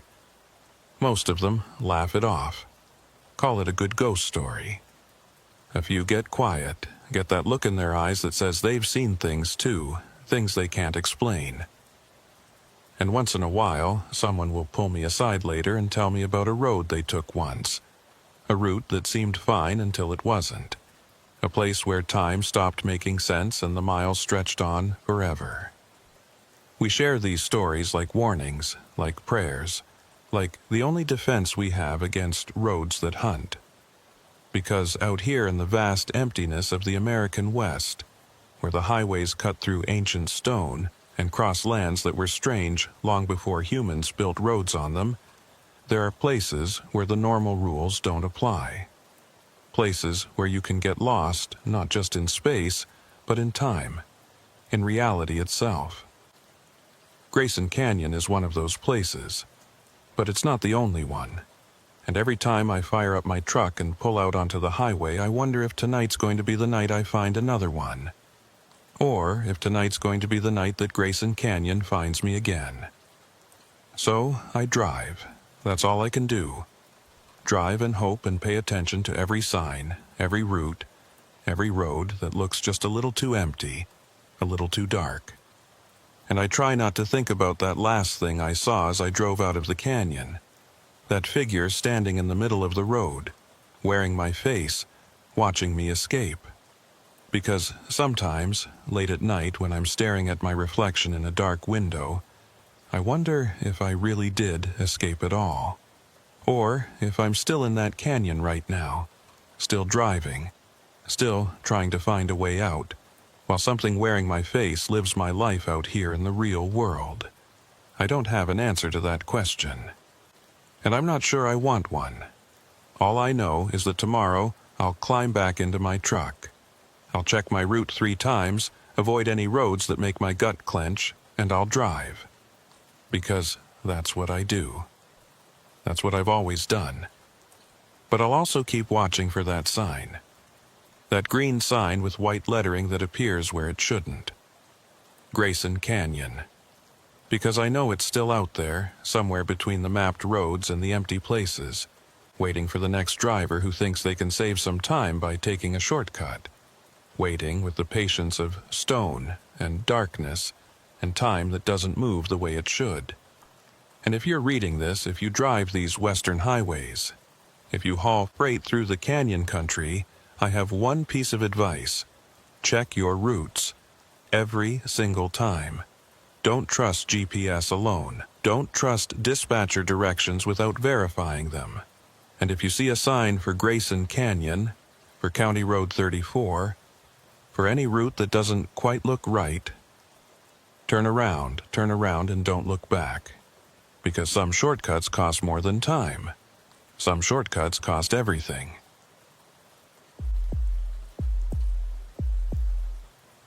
My name is Mason Holt, and I've been hauling freight for 12 years. I started when I was 23, fresh out of a failed attempt at college, and looking for something that would let me see the country while making decent money. Turned out, trucking was exactly what I needed. No boss breathing down my neck, no office politics, just me and the road and whatever cargo I was hauling from point A to point B. I've driven just about every major route in the lower 48. I-80 across the heartland, I-10 through the southern deserts, I-95 up and down the eastern seaboard. I've handled ice storms in Montana, dust storms in New Mexico, and traffic nightmares in every major city you can name.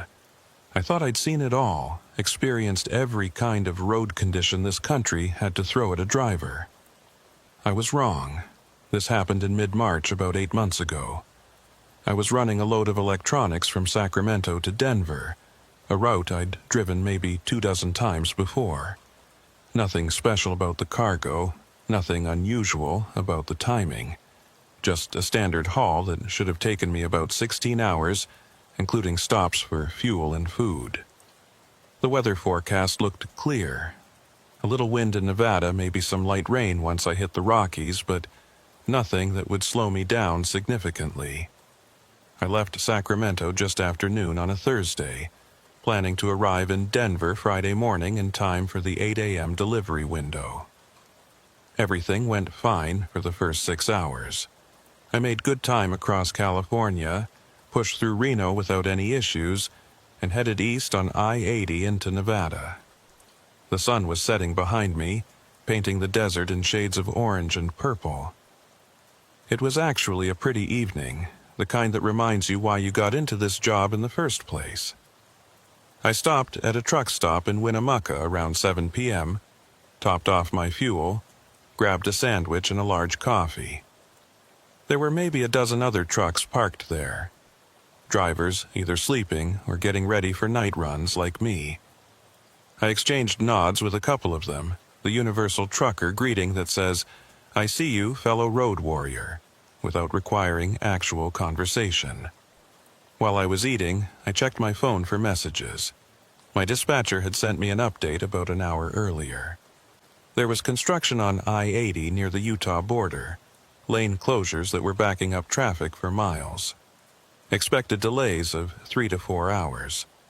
I called him back. "Hey, it's Mason. Just saw your message about the backup." "Yeah, it's a mess," he said. I could hear him typing in the background, probably routing other drivers around different problems. Semi-jackknifed around 4 p.m., took out both eastbound lanes. They've got one lane open now, but it's crawling. "What are my options?" I asked, already knowing I couldn't afford a 4-hour delay.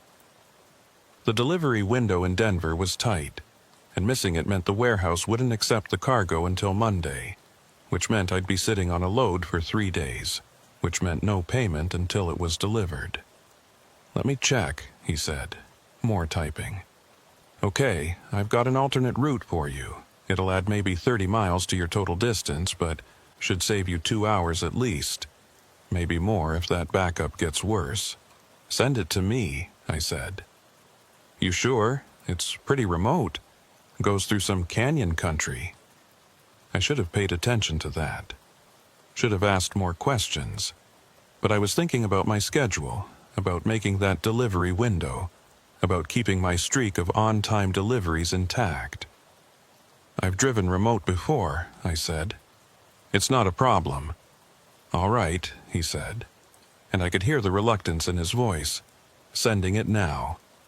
Route takes you south on Highway 305, then picks up Route 839 through the canyons. You'll reconnect with I-80 on the other side of the construction zone." My phone pinged with the route notification. I pulled it up on my GPS, zooming in to get a sense of what I was looking at. 2-lane highway, winding through what looked like pretty rugged terrain. But it was a state route, which meant it would be maintained, would have decent pavement. "Looks good," I said. "Thanks for finding this. Drive safe, Mason, and call me if you run into any problems." "Will do," I said, and ended the call. I finished my sandwich, used the restroom, and headed back to my truck. The parking lot was darker now, the sun fully set. A few drivers were standing around outside their cabs, smoking and talking in low voices. I climbed into my truck, started the engine, and pulled back onto the highway. Highway 305 split off from I-80 about 20 miles east of Winnemucca. The turnoff was well marked, a standard green highway sign with reflective lettering. I took the exit, watching my GPS to make sure I was on the right track. The road was smooth at first, newer pavement that felt good under my tires. There wasn't much traffic, just the occasional car or pickup truck passing in the opposite direction. The desert stretched out on both sides, flat and featureless under the stars. After about 40 minutes, I hit the junction with Route 839. This was where the alternate route really began, where I'd be cutting through the canyon country my dispatcher had mentioned. The road changed immediately. It narrowed from 2 full lanes to maybe 1.5, the pavement older and more weathered. The shoulders disappeared completely, replaced by a solid white line on the right and a sheer rock wall rising up maybe 30 feet. On the left side, there was nothing. No shoulder, no guardrail, just a drop-off into darkness. I slowed down, adjusting to the new conditions. This wasn't ideal, but it wasn't the worst road I'd ever driven either. As long as I stayed alert and didn't push my speed, I'd be fine. The GPS showed Route 839 as a thin line cutting through the topography, following the curves of the canyon. According to the map, I had about 70 miles of this before reconnecting with I-80. At my current speed of around 40 miles per hour, that meant less than 2 hours. Still better than sitting in a backup. I settled in, one hand on the wheel, watching the road carefully. My headlights carved a tunnel through the darkness ahead, reflecting off the rock wall to my right. The CB radio was on, tuned to channel 19, but there was no chatter, just a faint hiss of static, which made sense given how remote this area was. The canyon walls grew higher as I drove, closing in from both sides. The road twisted and turned, following the contours of the rock. Some of the curves were sharp enough that I had to slow to 25 miles per hour to navigate them safely, the trailer behind me swinging wide, the tires getting close to that white line, and the void beyond it. After about 20 minutes on Route 839, I noticed something odd. My phone, which had been sitting in the cup holder with 2 bars of signal, suddenly showed no service at all. The GPS was still working, still tracking my position, but the cellular signal was completely gone. I wasn't too worried about that. Cell coverage is spotty in remote areas, especially in canyons where the rock walls block the signal. I'd been in dead zones before, and I'd be in them again. It was just part of driving through the empty parts of the country. What bothered me more was when the GPS stopped updating. I was watching the little blue dot that represented my truck, watching it move along the red line of my route. And then, without any warning or error message, it froze. The dot stopped moving, even though I was still driving, still covering ground. I tapped the screen, thinking maybe it had gone into sleep mode. Nothing happened. I swiped to close the app and restart it, but when I opened it again, the screen was blank except for a message. Searching for GPS signal. I checked my phone's settings. Location services were turned on, the GPS receiver was active, but it wasn't finding any satellites, which was strange, because GPS signals come from orbit, from satellites that should be visible even in a canyon as long as you have some open sky above you. I glanced up through the windshield. The canyon walls leaned in at an angle, but I could still see a strip of sky overhead, could still see stars. There was no reason the GPS shouldn't work, but it didn't. The phone kept searching, kept failing to connect. I set it aside and focused on driving. The GPS had already shown me the road, and it looked straightforward enough. Stay on Route 839 for 70 miles following the canyon until it reconnected with I-80. I had my odometer to track distance, and as long as I didn't see any turnoffs or intersections, I couldn't get lost. The CB radio crackled, and for a moment I thought I heard a voice underneath the static. I turned up the volume, listening carefully. Route 839, the words cut through clearly, then dissolved back into noise. I grabbed the handset. Breaker 19, this is Mason on Route 839 southbound. Did someone call me? Over. Static, just pure white noise with occasional electronic squeals. If anyone can hear me, please respond. I'm running Route 839 through the canyon. Over. More static. Whatever I'd heard, if I'd heard anything at all, was gone now. I hung up the handset and kept driving. The road descended now, dropping deeper into the canyon. My ears popped from the elevation change. The temperature inside the cab dropped too, cold air seeping in even though the heater was running. I passed a sign, one of those old-style highway markers that had probably been there for decades. It was so faded I could barely read it in my headlights. Route 839 next services, 94 miles, 94 miles. That was more than the 70 miles my GPS had shown before it stopped working. But maybe the GPS had been measuring as the crow flies, and the actual road distance was longer because of all the curves and switchbacks. That would make sense. Still, 94 miles was a long way to go without any services. No gas stations, no rest stops, nothing. I checked my fuel gauge, 3/4 full. Plenty to cover 94 miles even with the engine working harder to navigate all these grades and curves. I kept driving, the minutes ticking by. The canyon walls seemed to be getting closer, the road narrower. Or maybe that was just a trick of the darkness and the headlights, making everything seem more compressed than it really was. After what felt like about 30 minutes, I checked my trip odometer. I'd reset it when I turned onto Route 839, so it should show how far I'd traveled on this road. It read 18.7 miles. But that didn't feel right. I'd been driving for at least 30 minutes, probably closer to 40. Even at reduced speed, I should have covered at least 25 miles, maybe 30. I tapped the odometer display, wondering if it was malfunctioning. The numbers flickered but didn't change.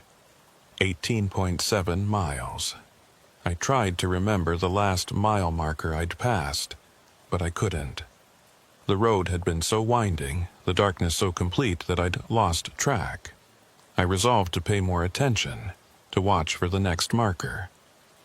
The road straightened out briefly, giving me maybe a 1/4 mile of visibility ahead.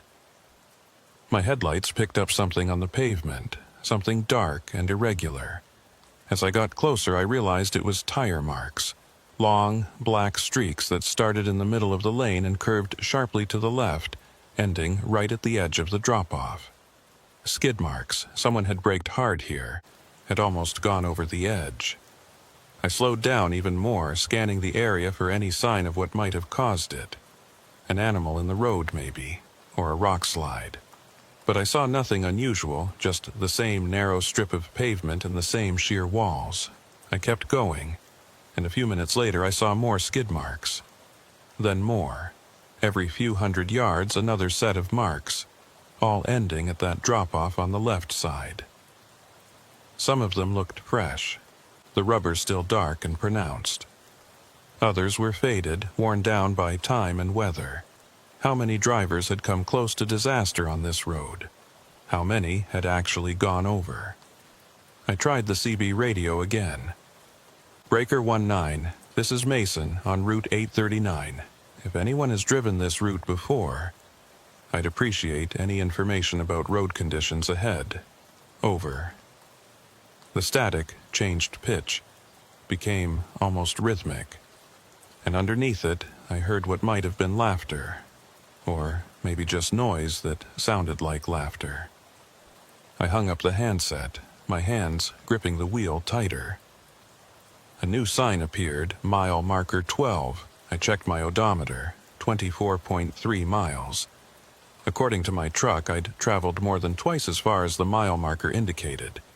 The numbers weren't matching up, weren't making sense. I thought about turning around, heading back to I-80 and just sitting out the construction delay. But the road was too narrow to turn around. I'd have to back up for miles to find a wide enough spot, and backing up a 53-foot trailer on a winding canyon road with no shoulder was basically impossible. The only way was forward. I was committed now. The canyon changed again. The walls pulled back slightly and the road widened just enough that I felt like I could breathe a little easier. There was even a small pull-out area on the right, carved into the rock face. Just big enough for one vehicle to park without blocking the road. I almost kept driving, but something made me pull over. Maybe it was the sense that I needed to stop and think, to figure out what was happening with my GPS and odometer and mile markers. Maybe it was just fatigue catching up with me, the stress of navigating this difficult road in the dark. I pulled into the turnout and put the truck in park, leaving the engine running. The headlights illuminated the rock wall ahead, showing layers of sediment, different colors of stone stacked on top of each other like pages in a book. I sat there for a moment, trying to calm my racing heart. Everything was fine. I was just on a remote road with some minor equipment malfunctions. GPS fails sometimes, odometers can be off, mile markers might be placed incorrectly. None of it meant anything was actually wrong, but I couldn't shake the feeling that something was very wrong indeed. I pulled out my logbook, the paper one I was required to keep as backup. I flipped to today's entry and noted the time, 9:47 p.m. According to my dashboard clock. I wrote down my location as Route 839, mile marker 12, and noted that I'd pulled over to rest.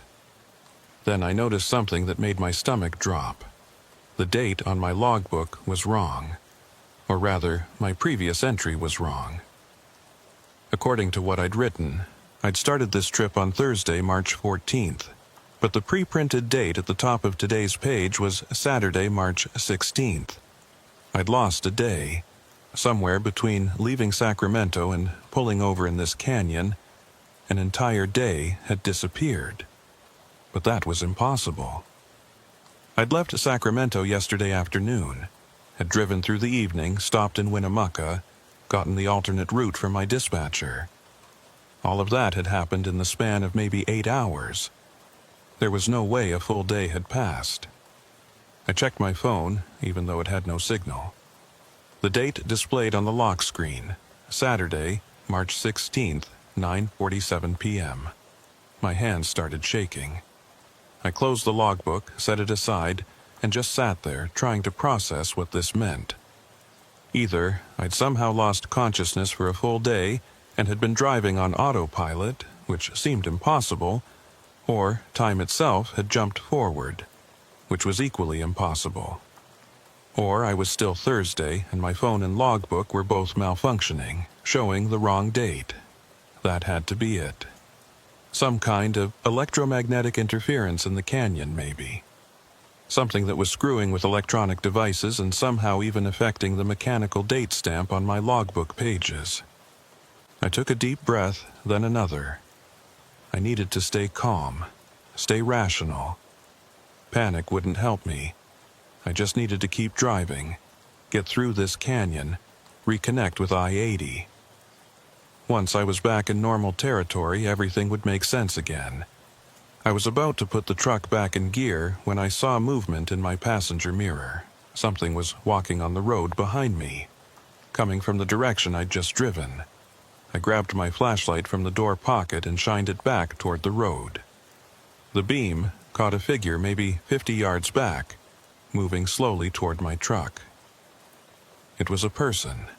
A man, I thought, though it was hard to tell at this distance. He was walking right down the center of the road, not hurrying, just a steady pace. I watched him approach, trying to decide what to do. Part of me wanted to just drive away, leave him there in the dark. But you don't leave people stranded on remote roads.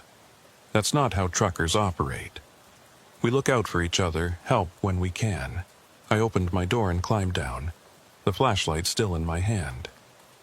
The cold air hit me immediately, colder than it should have been for March. My breath came out in clouds. "Hey!" I called out. "You okay? You need help?" The figure stopped. It was close enough now that I could see more details. A man, middle-aged, wearing clothes that looked wrong somehow. Not wrong as in damaged or dirty, but wrong as in outdated, like styles from 20 or 30 years ago.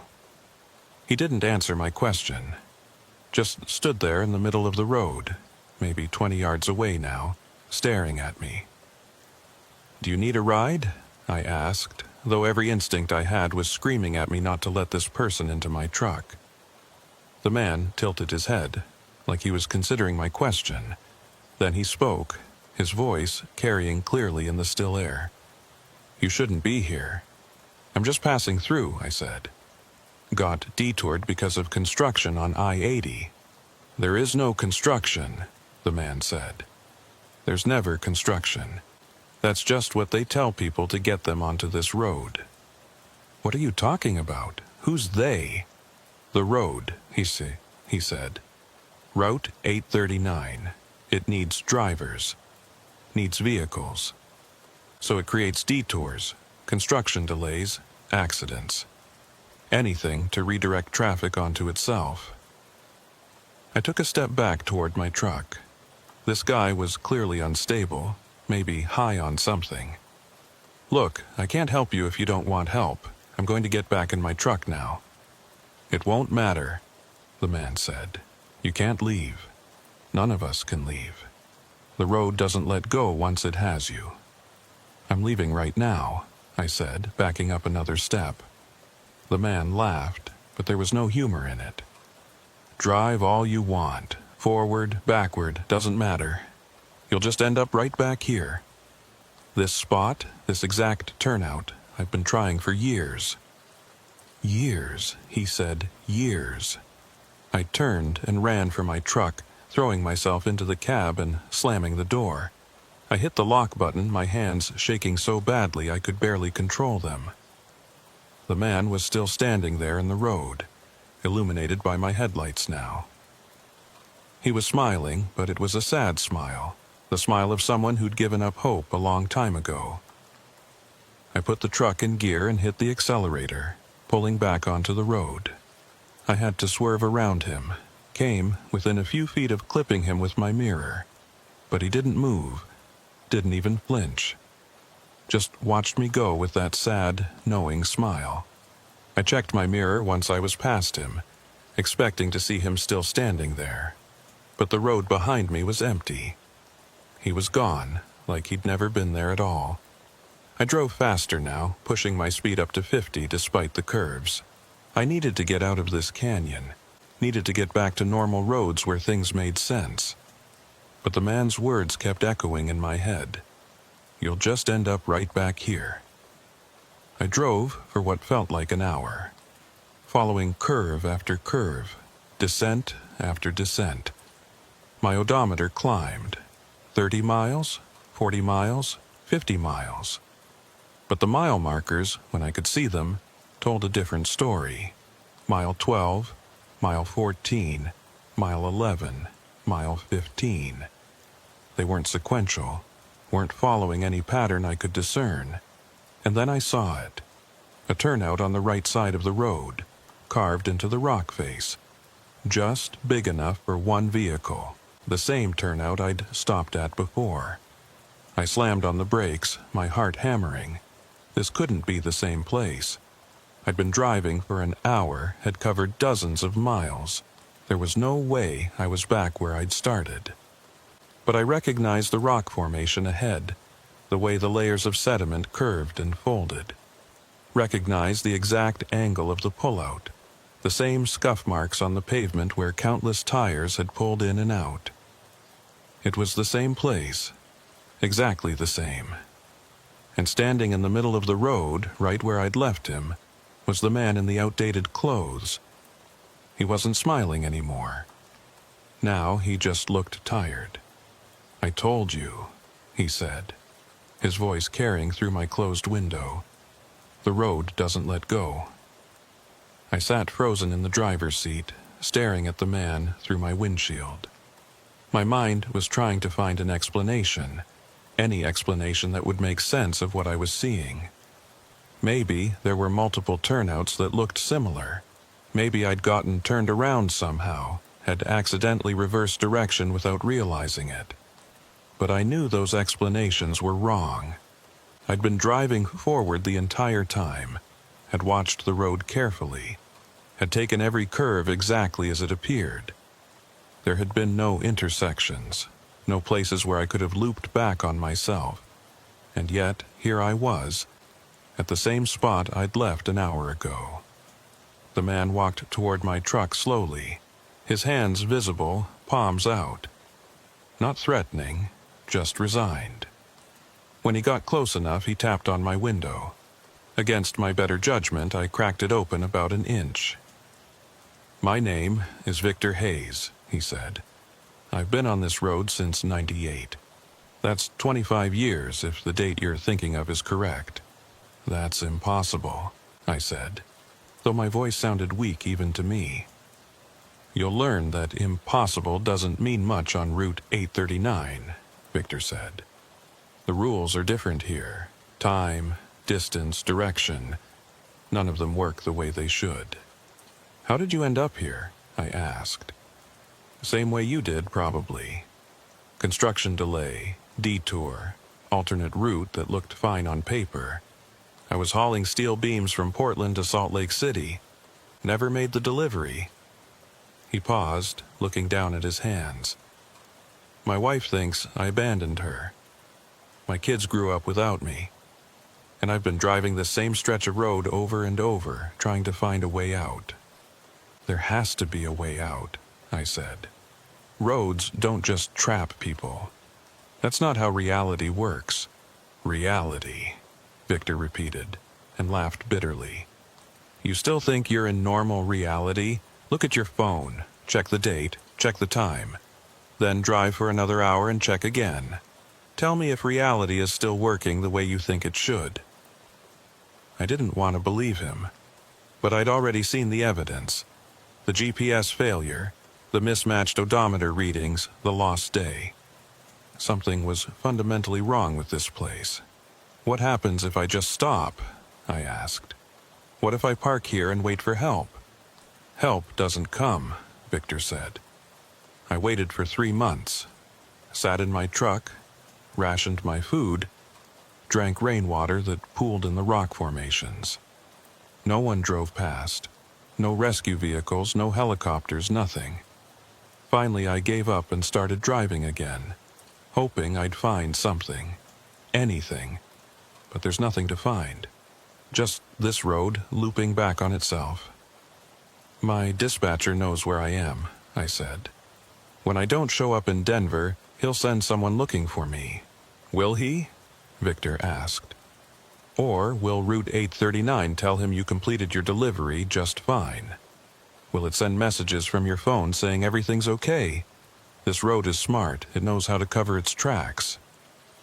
I pulled out my phone, even though it had no signal. I opened my message app, looking at my last exchange with my dispatcher. The timestamps were wrong.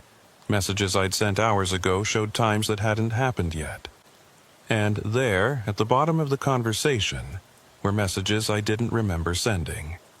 "Made it through the alternate route just fine. Thanks for the heads up about construction. Mason delivery completed ahead of schedule. Heading back west. Mason." I stared at those messages, reading them over and over. I hadn't sent them. Couldn't have sent them without cell signal. But there they were, time-stamped for tomorrow morning, already marked as delivered and read. "It's already covering for you," Victor said quietly. "Making sure no one comes looking, that's what it does." I set the phone down, my hands shaking. "How many others are there? Besides you and me?" "I've seen 3 other trucks in the 25 years I've been here," Victor said. "Each one appeared, drove the loop for a while, then disappeared. I don't know if they got out or if something else happened to them. I just know I'm still here, still driving, still trying." "Why are you on foot?" I asked, realizing I hadn't seen another truck anywhere. Victor's expression darkened. "My truck ran out of fuel about 15 years ago. Gauge always showed half full no matter how much I drove, and then one day the engine just died. Wouldn't restart. I've been walking the loop ever since." "That doesn't make sense. You'd die of dehydration in a few days." "You'd think so," Victor said. "But time doesn't pass normally here. Sometimes I walk for what feels like hours, and my watch only shows minutes. Sometimes I sleep for what feels like minutes and wake up to find days have passed. I don't get hungry the way I should. Don't get thirsty. It's like my body is stuck in a loop too, just like the road." I looked at my fuel gauge. Still 3/4 full, exactly where it had been since entering the canyon. Victor was right. It hadn't moved at all.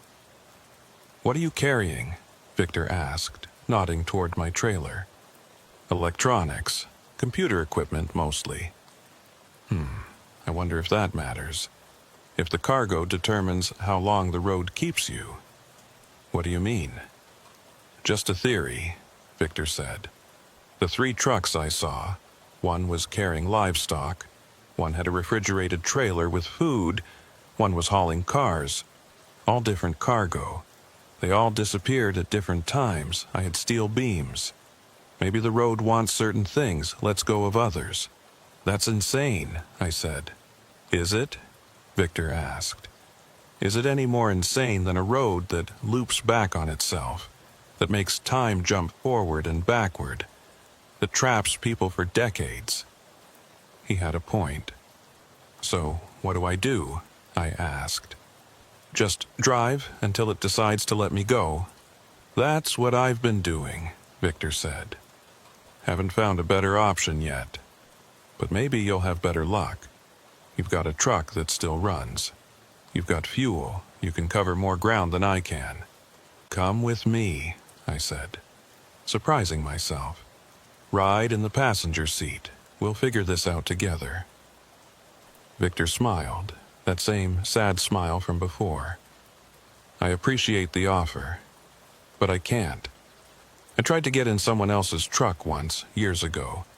Grabbed the door handle, and he held up his hand, showing me a scar across his palm. It burned me, like touching a hot stove. The road won't let me leave my own route. I have to walk it. What if I drove slowly, kept pace with you? You could try," he said. But his tone suggested it wouldn't work. "Listen, I'm going to keep walking. You do what you think is best. If you find a way out, if you make it back to the real world, do me a favor. Look up Catherine Hayes in Portland, Oregon. Tell her Victor didn't abandon her. Tell her I tried to come home." "I will," I said, though I had no idea if I'd ever get the chance. Victor nodded, stepped back from my truck and started walking. He moved slowly but steadily, heading in the direction I'd just come from. Or thought I'd come from. On this road, direction didn't seem to mean much. I sat there for another minute, trying to decide what to do. Then I put the truck in gear and started driving again. Maybe Victor was right and I'd just end up back here. But I had to try. Had to believe there was a way out. I drove carefully, watching the odometer, counting the mile markers when I could see them. The numbers still didn't match, still made no sense, but I tracked them anyway, looking for patterns. Mile 12, mile 18, mile 9, mile 23, mile 12 again. I passed the same rock formations multiple times. The same curves, the same skid marks on the pavement.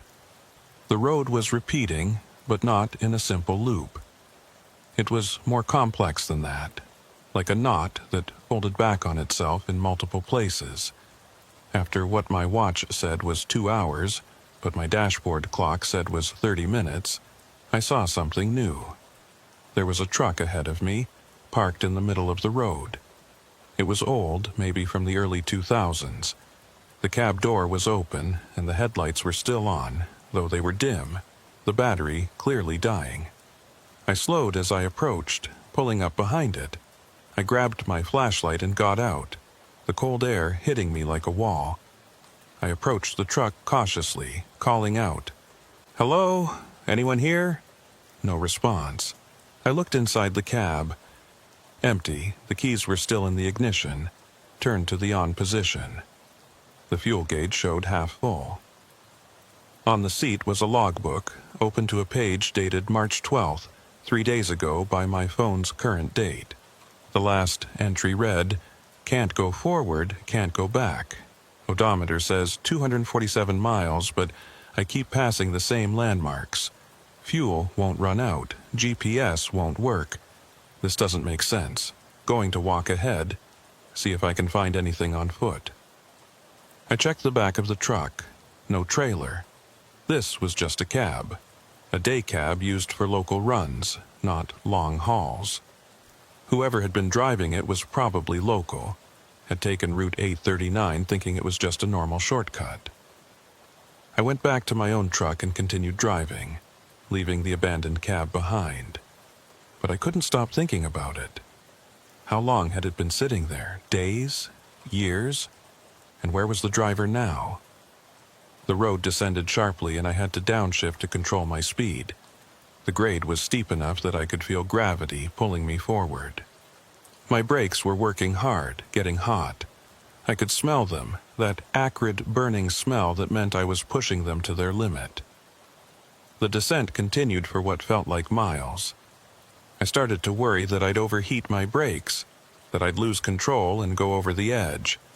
But then, as suddenly as it had started, the road leveled out. I was at the bottom of the canyon now, or what I assumed was the bottom. The walls rose up on both sides, so high I couldn't see their tops. The strip of sky overhead was narrower here, just a thin line of stars, and ahead, barely visible in my headlights, was another turnout. The same turnout, or an identical copy. I pulled in, my heart sinking. Had I looped back again? But I'd been keeping track, had noted every landmark. I shouldn't be back here yet. I checked my odometer, 73.4 miles since entering Route 839.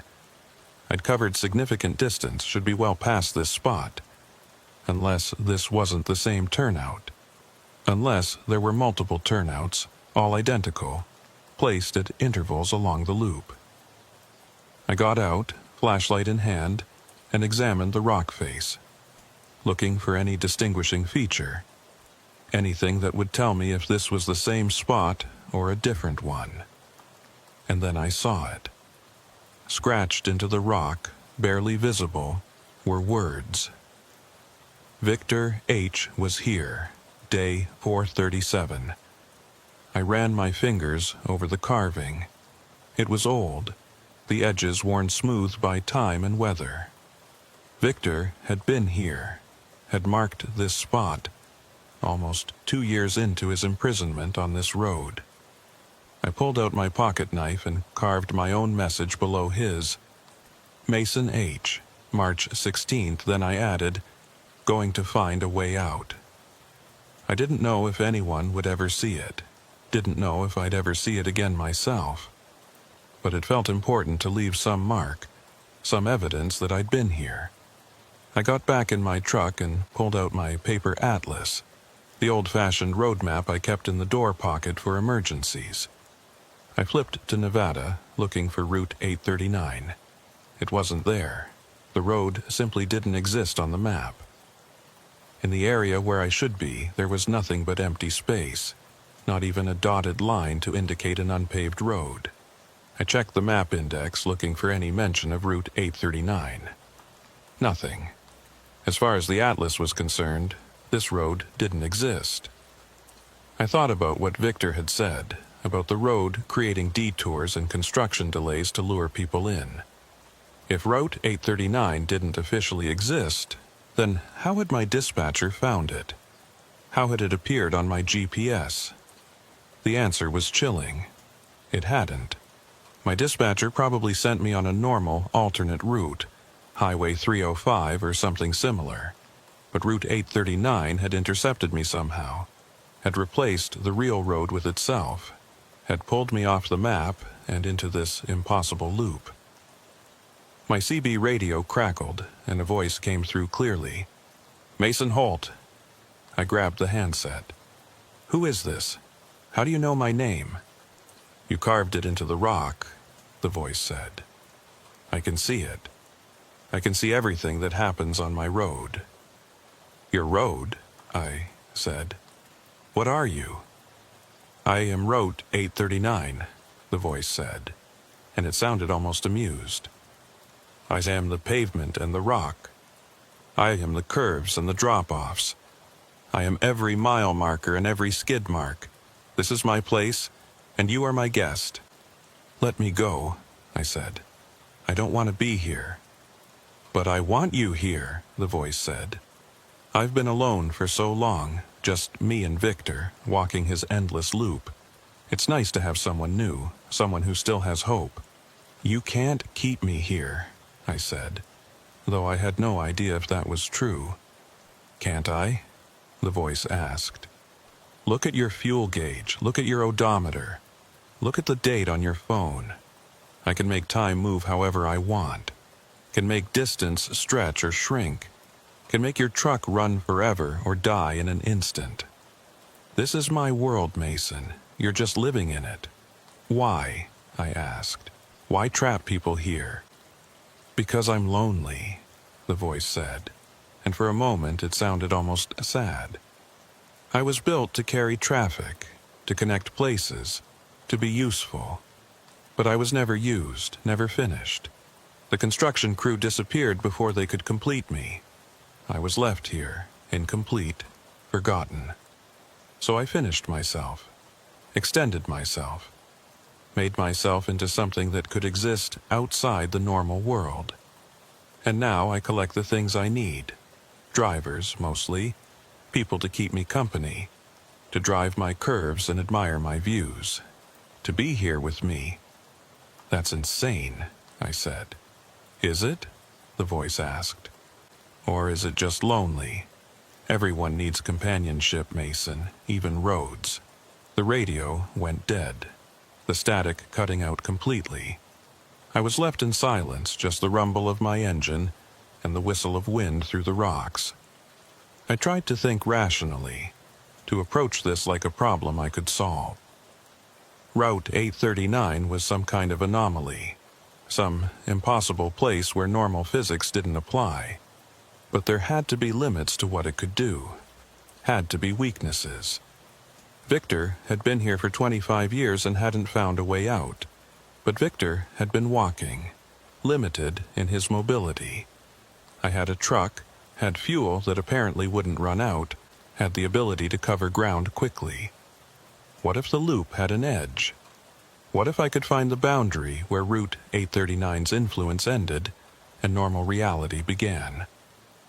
I put the truck in gear and started driving again, this time with a new strategy. Instead of following the road's curves, I'd look for any deviation, any branch, any possible exit. I drove for hours, my eyes scanning constantly. The road continued its endless twisting, continued looping back on itself. I passed the abandoned day cab 3 more times. Saw the same mile markers repeating in their nonsensical sequence. Saw my own tire marks on the pavement.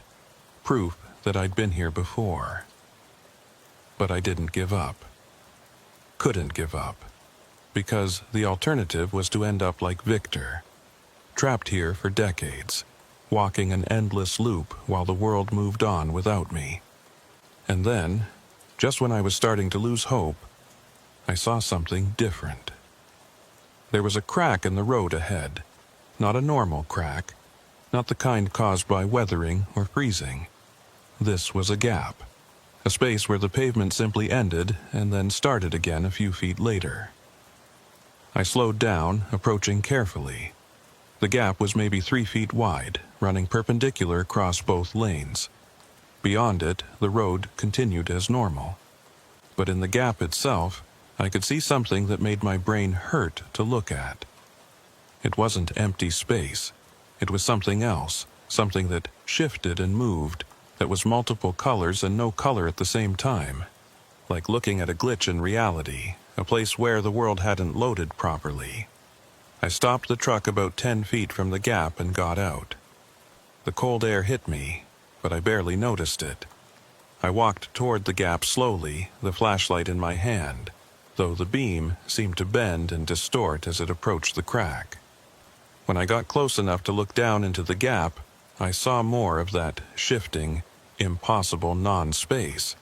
And underneath it, or maybe beyond it, I could see glimpses of something else, other roads, other places, flashes of reality that might have been the world I'd left behind.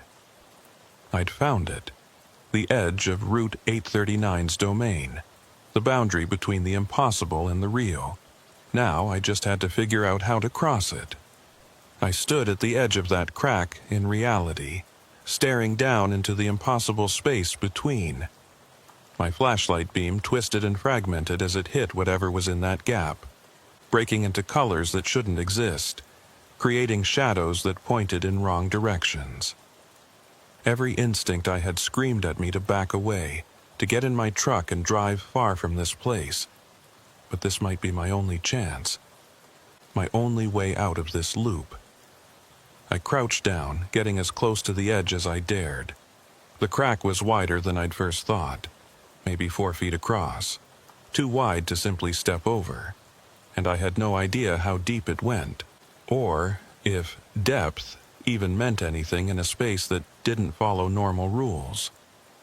I stood up and went back to my truck, thinking. I could try to jump the gap, but 4 feet was a long way, especially with an uncertain landing on the other side. If I missed, if I fell into that crack, I didn't know what would happen. Might fall forever, might cease to exist, might end up somewhere worse than Route 839. What I needed was a way to bridge the gap, something solid I could use to cross safely. I looked at my trailer. It was hauling pallets of computer equipment, all strapped down and secured.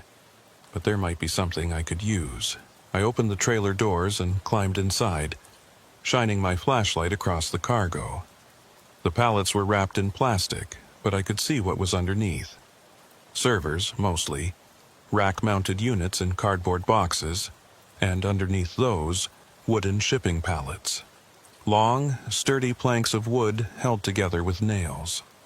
I grabbed my tire iron from the cab and used it to pry apart one of the pallets. The wood was solid, the planks about 8 feet long. Perfect. It took me 20 minutes to dismantle 3 pallets and drag the planks to the crack.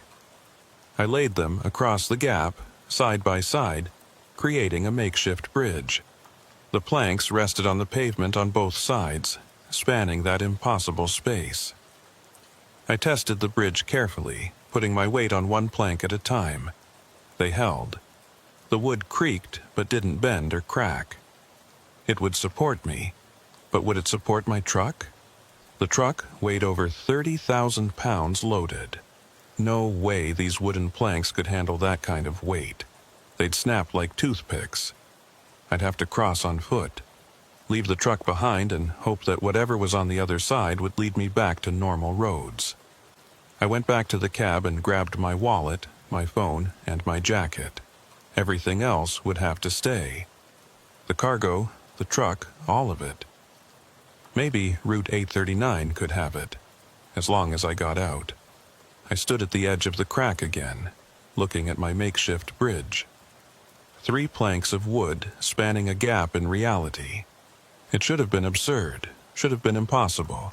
But everything about this place was impossible, so why not this too? I took a breath, steadied myself, and stepped onto the first plank. It held. I took another step, then another. The wood creaked under my weight but didn't break. I was halfway across now, balanced over that shifting, impossible space. I tried not to look down, tried not to think about what would happen if I fell. One more step. Another. My foot touched pavement on the other side. I'd made it across. I turned back to look at my truck, sitting there on the far side of the gap. I'd left the headlights on, and they illuminated the bridge I'd just crossed, the planks looking fragile and temporary in the harsh light. And then I saw movement behind the truck. A figure, walking slowly down the road toward my position. Victor. He must have heard my truck, must have followed the sound. He was maybe 100 yards back, but closing the distance with that same steady pace I'd seen before. "Victor!" I shouted. "There's a gap here, a way across." He stopped, tilted his head like he was listening.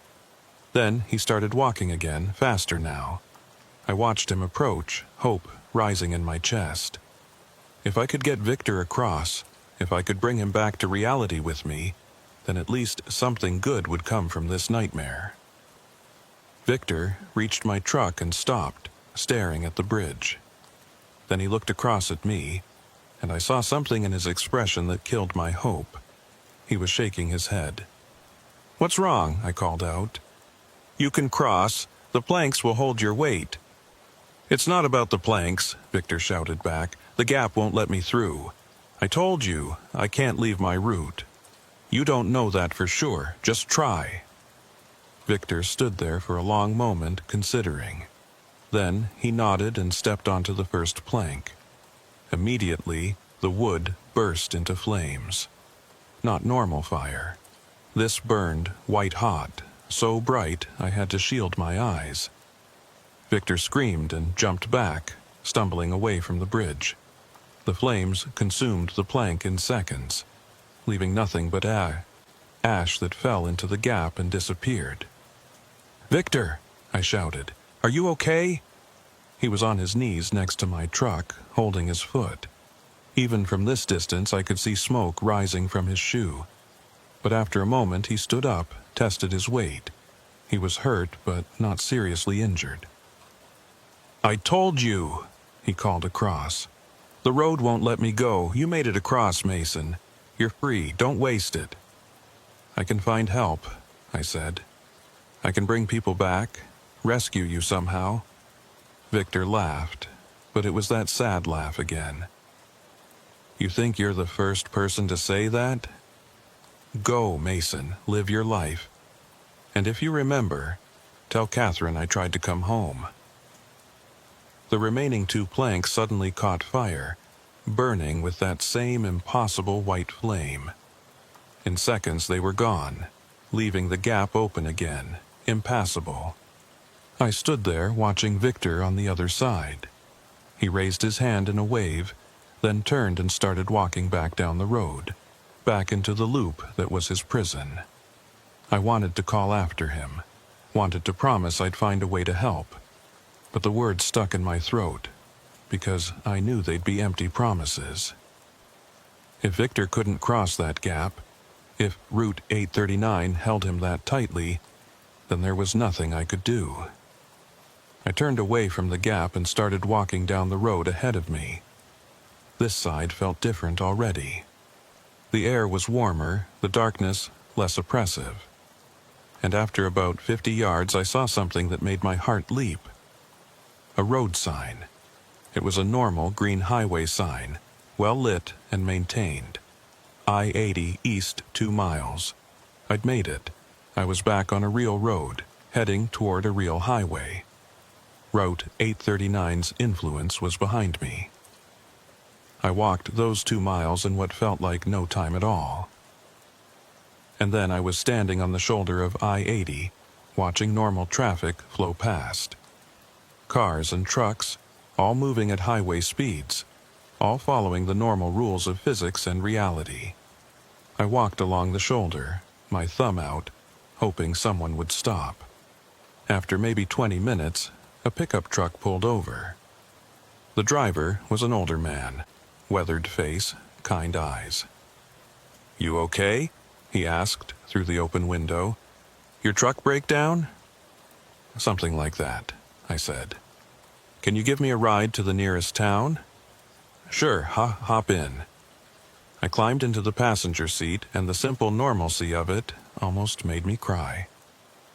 The truck smelled like coffee and cigarettes. The radio was playing country music. Everything was real and solid and normal. "Where are you headed?" the driver asked as he pulled back onto the highway. "Anywhere," I said. "Anywhere is fine." He gave me a strange look but didn't press. We drove in silence for a while, and I watched the mile markers tick past, each one sequential, each one exactly where it should be. After about 30 minutes, we reached a small town. The driver pulled into a gas station, and I thanked him and got out. He drove away, and I stood there in the parking lot surrounded by normal people doing normal things. Pumping gas, buying snacks, checking their phones. I pulled out my own phone. Still no signal, but the GPS was working now, showing my exact location. I was in Wells, Nevada, about 60 miles east of where I'd entered Route 839. 60 miles. I'd driven what felt like hundreds of miles on that impossible road, had looped back on myself dozens of times. But in the real world, in normal space, I'd only moved 60 miles. I found a payphone outside the gas station and called my dispatcher, reversing the charges. He answered on the third ring. "Mason, where the hell have you been? You were supposed to deliver that load yesterday." "I got lost," I said, which was both true and completely inadequate. "I need you to send someone to pick me up. I'm in Wells, Nevada. My truck is... I had to abandon it." "You what?" "Mason, that truck is worth more than you make in 5 years. You can't just abandon it." I had no choice, I said. "Look, I'll explain everything when you send someone. But I can't go back for it. I won't go back for it." There was a long pause, then, "All right, stay put. I'll have someone there in a few hours." "Thank you," I said, and hung up. I went into the gas station and bought a coffee and a sandwich, using the last of my cash. Then I sat at a picnic table outside and waited. My hands were shaking. Now that the adrenaline was wearing off, now that I was safe, my body was finally processing what I'd been through. I'd escaped an impossible place, had left behind a truck and a cargo worth more money than I'd ever seen. Had left behind a man who'd been trapped there for a quarter century. And the worst part was that no one would believe me. How could they? If I told the truth, told them about Route 839 and the loop and the voice on the radio, they'd think I'd had a breakdown. Would pull my CDL, would make sure I never drove again. So I'd have to lie. Tell them I got lost, my GPS failed, I panicked, and abandoned the truck. Take the hit to my reputation, maybe lose my job, but keep my sanity, keep my ability to work, because the alternative, trying to explain what had really happened, would destroy me. The sun was setting when a company truck finally pulled into the parking lot. The driver was someone I knew, another trucker named Blake. We'd run into each other at various truck stops over the years, had shared a meal or two. "Mason," he said, getting out. "You look like hell. What happened?" "Got lost," I said, keeping it simple. GPS failed, took a wrong turn. Spent all night trying to find my way back. Blake nodded, accepting the story without question. "It happens. This area's tricky. Lots of side roads that don't show up on maps. You're lucky you didn't end up stuck in some canyon somewhere." I almost laughed at that. Almost. "Come on," Blake said. "I'll drive you back to Reno. You can crash in my sleeper cab, get some rest." I followed him to his truck and climbed in. As we pulled onto I-80, heading west, I couldn't help looking south, toward where Route 839 should be, but there was nothing there. Just empty desert. No road, no sign of the canyon I'd escaped from, like it had never existed at all. Blake drove, and I lay in the sleeper cab, exhausted but unable to sleep. I kept thinking about Victor, walking his endless loop. Kept thinking about that voice on the radio, claiming to be the road itself, claiming to be lonely. And I thought about my truck, still sitting there on the far side of that gap. Would Route 839 absorb it, make it part of the loop? Or would it just sit there forever, abandoned, a monument to my escape? I didn't know, didn't want to know. All I wanted was to get back to civilization, to normal roads and normal deliveries, to forget this ever happened. But I knew I'd never really forget. Would carry it with me always, would see Route 839 in every unfamiliar road, every GPS detour, every construction delay. And I'd always wonder, what happened to the others? The drivers Victor had seen, the ones who'd disappeared. Had they found a way out like me? Or were they still in there somewhere, trapped in some part of the loop I'd never seen? There were no answers to these questions. Only the knowledge that impossible things exist, that there are places where reality breaks down, where the normal rules don't apply, and that I'd been lucky enough, or unlucky enough, to find one and escape. We reached Reno around midnight. Blake dropped me off at a motel, and I rented a room with my credit card. The clerk didn't ask questions, just handed me a key and pointed toward the rooms. I lay in the bed, staring at the ceiling, listening to the sounds of normal traffic outside. Cars passing, people talking, the hum of the ice machine down the hall. Normal sounds. Real sounds. Sounds that meant I was back in the world, away from that impossible place. But even as I lay there, grateful to be free, I couldn't stop thinking about what Route 839 had said. About being lonely. About wanting companionship. And I wondered how many other roads out there felt the same way. How many other impossible places were waiting, watching, hoping to trap someone who'd keep them company. The thought kept me awake until dawn. That was 8 months ago. 8 months since I escaped Route 839, since I left my truck and my cargo and Victor Hayes behind on an impossible road that shouldn't exist. I'm still driving, still hauling freight, but everything's different now. The company fired me, like I knew they would. Abandoning a truck, losing a cargo worth over $200,000. There was no coming back from that. They threatened to sue, to garnish my wages for years. But in the end they just let me go. Probably figured I wasn't worth the legal fees. I found work with a smaller outfit, one that doesn't ask too many questions. The pay is worse, the trucks are older, the routes are less desirable. But I don't complain. I'm just grateful to still be driving. Though some days I wonder if I should have quit entirely. Should have found a different line of work, something that keeps me off the roads, away from the possibility of ending up in another place like Route 839. But driving is what I know, what I'm good at, and despite everything, despite the fear that lives in my chest every time I see an unfamiliar highway sign, I can't quite give it up. I check my routes obsessively now. Triple-check GPS coordinates against paper maps. Call dispatch to verify every alternate route, every detour. I avoid canyon roads entirely, stick to major interstates where possible. My coworkers think I'm paranoid.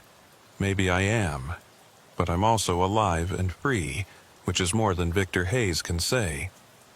I tried to keep my promise to him, tried to find Catherine Hayes in Portland, Oregon, but there were 17 women with that name in the Portland area, and none of them were married to a Victor. Either I had the wrong city, or Catherine had remarried and changed her name, or Victor had been wrong about where she lived. Or maybe, and this is the thought that haunts me, maybe Victor's timeline was different from mine. Maybe his 1998 was my 2018, or some other year entirely. Maybe time in Route 839 was so broken that he'd been pulled from a completely different era, and his Catherine had been dead for decades in my reality. I don't know. Can't know. And that uncertainty eats at me. I also tried to find records of Route 839, of the construction crew that disappeared, of any official documentation that would prove the road existed. I spent weeks searching through state archives, historical societies, construction records. I found nothing. No Route 839. No missing construction crew in 1943 or any other year. No reports of drivers disappearing on canyon roads in Nevada. Either the records were buried so deep I couldn't find them, or Route 839's existence is so impossible that even history rejects it. But I know it's real. I have proof. My watch still runs 6 hours behind normal time. I've taken it to 5 different jewelers, and they all say the same thing. The mechanism is perfect, keeping perfect time. It's just keeping time in a different reality. And sometimes, late at night when I'm on a long haul, my CB radio crackles to life even though it's turned off. I'll hear that voice, the one that claimed to be the road itself. It never says much, just, "I miss you, Mason. Come back and visit sometime." I never answer, don't even acknowledge that I heard it. Just keep driving, watching the road, staying alert. Because I know the truth now, in my bones, in the watch that runs on impossible time, in the static that carries voices that shouldn't exist. Route 839 is still out there, still looping, still trapping anyone unlucky enough to find it. And it remembers me, remembers that I escaped, and it wants me back. I see signs sometimes in the corner of my vision. Green highway signs that shouldn't exist, showing routes that don't appear on any map. I'll be driving along a normal interstate and suddenly there'll be an exit for Route 839, or County Road 34, or some other designation I've never heard of. But when I look directly at them, when I focus my attention, they're gone. Replaced by normal signs for normal exits. I think Route 839 is testing me, seeing if I'll take the bait again, if I'll trust an alternate route one more time. I won't. I've learned my lesson. But I wonder about other drivers, about the people who don't know, who haven't been warned. How many of them are taking those exits right now, following those impossible routes, ending up in loops they'll never escape?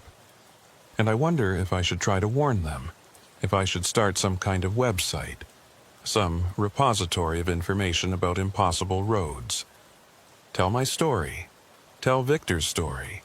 Hope that someone believes me. But who would listen? Who would take seriously a trucker claiming that haunted roads exist? That there are places where physics breaks down and you can drive forever without getting anywhere? They'd call me crazy. And maybe they'd be right.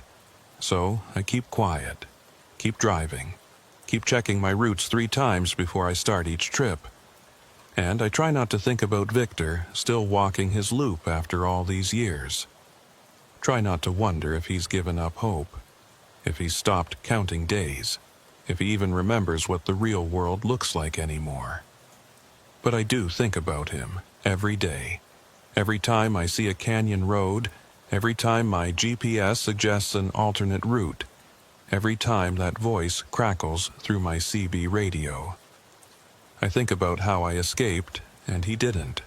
About how arbitrary it seemed, how there was no reason I should have found that gap in reality, and he should have missed it for 25 years. Survivor's guilt, I guess. The feeling that I got lucky when I shouldn't have, that I'm driving free roads while a decent man walks an endless loop in an impossible place. It's why I still drive, despite the fear, despite knowing what's out there. Because if I quit, if I hide from the roads, then Victor's sacrifice, and it was a sacrifice, him staying behind so I could cross that gap, would be meaningless. So I drive, and I watch, and I hope that somehow, someday, Victor finds his own way out. I'm in Wyoming now, hauling a load of construction materials to a site near Cheyenne. It's a clear night, stars visible from horizon to horizon. The kind of night that used to make me feel free, like I was part of something bigger than myself. Now it just makes me feel small, vulnerable, like anything could be hiding in that darkness between the stars. My phone buzzes with a message from dispatch. I pick it up at a red light, expecting a routine update about delivery times or fuel prices. Instead, it's a route change. Construction on I-80, they say. Need to take an alternate route through some canyon country. They've already uploaded it to my GPS. My hands start shaking. I pull over onto the shoulder, engine idling, and just sit there. This could be legitimate. Could be real construction, a real alternate route, nothing unusual at all. Or it could be Route 839 reaching out again, testing me, trying to lure me back. I call dispatch. The night dispatcher answers, someone I don't recognize. "This is Mason Holt," I say. "I just got a route change. Can you verify it's legitimate?" "1 second," she says. I hear typing. "Yeah, I've got it here. Major accident on I-80, both lanes blocked. This alternate route will save you about 4 hours. It's all good roads, maintained state routes." "What's the route designation?" I ask. More typing. "Let's see, Highway 287 South then. That's weird." My stomach drops. What's weird? The route code isn't showing up correctly. It's just displaying as a series of numbers. Probably a glitch in the system. But the GPS coordinates are solid. You'll reconnect with I-80 about 60 miles east of the construction. "I'm not taking it," I say. "I'll wait out the construction."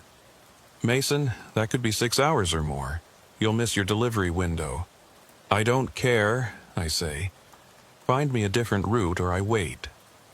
There's a pause, then, "All right, let me see what else I can find. Give me a few minutes." I sit there on the shoulder, watching normal traffic flow past. Cars and trucks, all following their routes, trusting their GPS systems, never questioning where they're being led. And I wonder how many of them will take that alternate route. How many will end up in a place like Route 839, trapped in a loop they can't escape. The dispatcher calls back. "Okay, I've got you on Highway 287 South, then cutting east on State Route 70. It'll add about 90 minutes to your trip, but it's all verified roads, no weird glitches." "Send it," I say, relief washing over me. The new route appears on my GPS. I zoom in, checking every junction, every turn. It all looks legitimate. Real roads, real destinations. But I'll still check it 3 times before I start driving. We'll still watch every sign, every mile marker, every exit, because I know what's out there now. Know that impossible things exist, that there are roads that hunt, and I know that Route 839 is patient. It's got nothing but time. It'll wait for me to let my guard down, to trust my GPS one time too many. But I won't give it that chance. I'll keep checking, keep verifying, keep watching, for the rest of my life if necessary. Because the alternative, ending up back on that loop, back in that impossible place, is worse than any amount of paranoia. I put the truck in gear and pull back onto the highway following my new route. The night is clear, the roads are empty, and everything feels normal. But in the back of my mind, I can still hear that voice from the CB radio. "I miss you, Mason. Come back and visit sometime." And I know with absolute certainty that one day Route 839 will try to collect me again. When that day comes, I'll have to be ready, have to be alert, have to recognize the signs before it's too late. because I've seen what happens to people who don't escape. Have met Victor Hayes, still walking his loop after a quarter century. Have seen that sad resignation in his eyes, that acceptance of a fate worse than death. I won't let that happen to me. Won't let Route 839 win. But I also won't stop driving. Won't let fear keep me off the roads. Because roads are what I know, what I do. And despite everything, despite the terror and the uncertainty, I can't imagine doing anything else. So I drive. Through the night, through the uncertainty, through the fear. And I watch. Always watch. For that green sign with the wrong route number. For that GPS glitch that looks too convenient. For that voice on the radio calling my name. And if I see any of those things, I'll do what I should have done the first time. I'll turn around. I'll find another way. I'll choose the longer route, the slower route. Any route that doesn't lead back to that impossible place. Because I know the truth that most drivers never learn. Some shortcuts cost more than time. Some shortcuts cost everything. And Route 839 is still out there, waiting in the spaces between real roads, hungry for company, patient as stone. It let me go once. It won't let me go twice.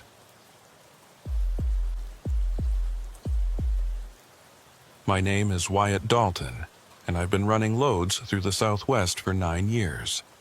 Started right after my discharge from the Army, looking for something that would let me keep moving. Trucking turned out to be perfect for that. Long hours, empty roads, endless miles. After 2 tours in Afghanistan, I'd had enough of noise and chaos.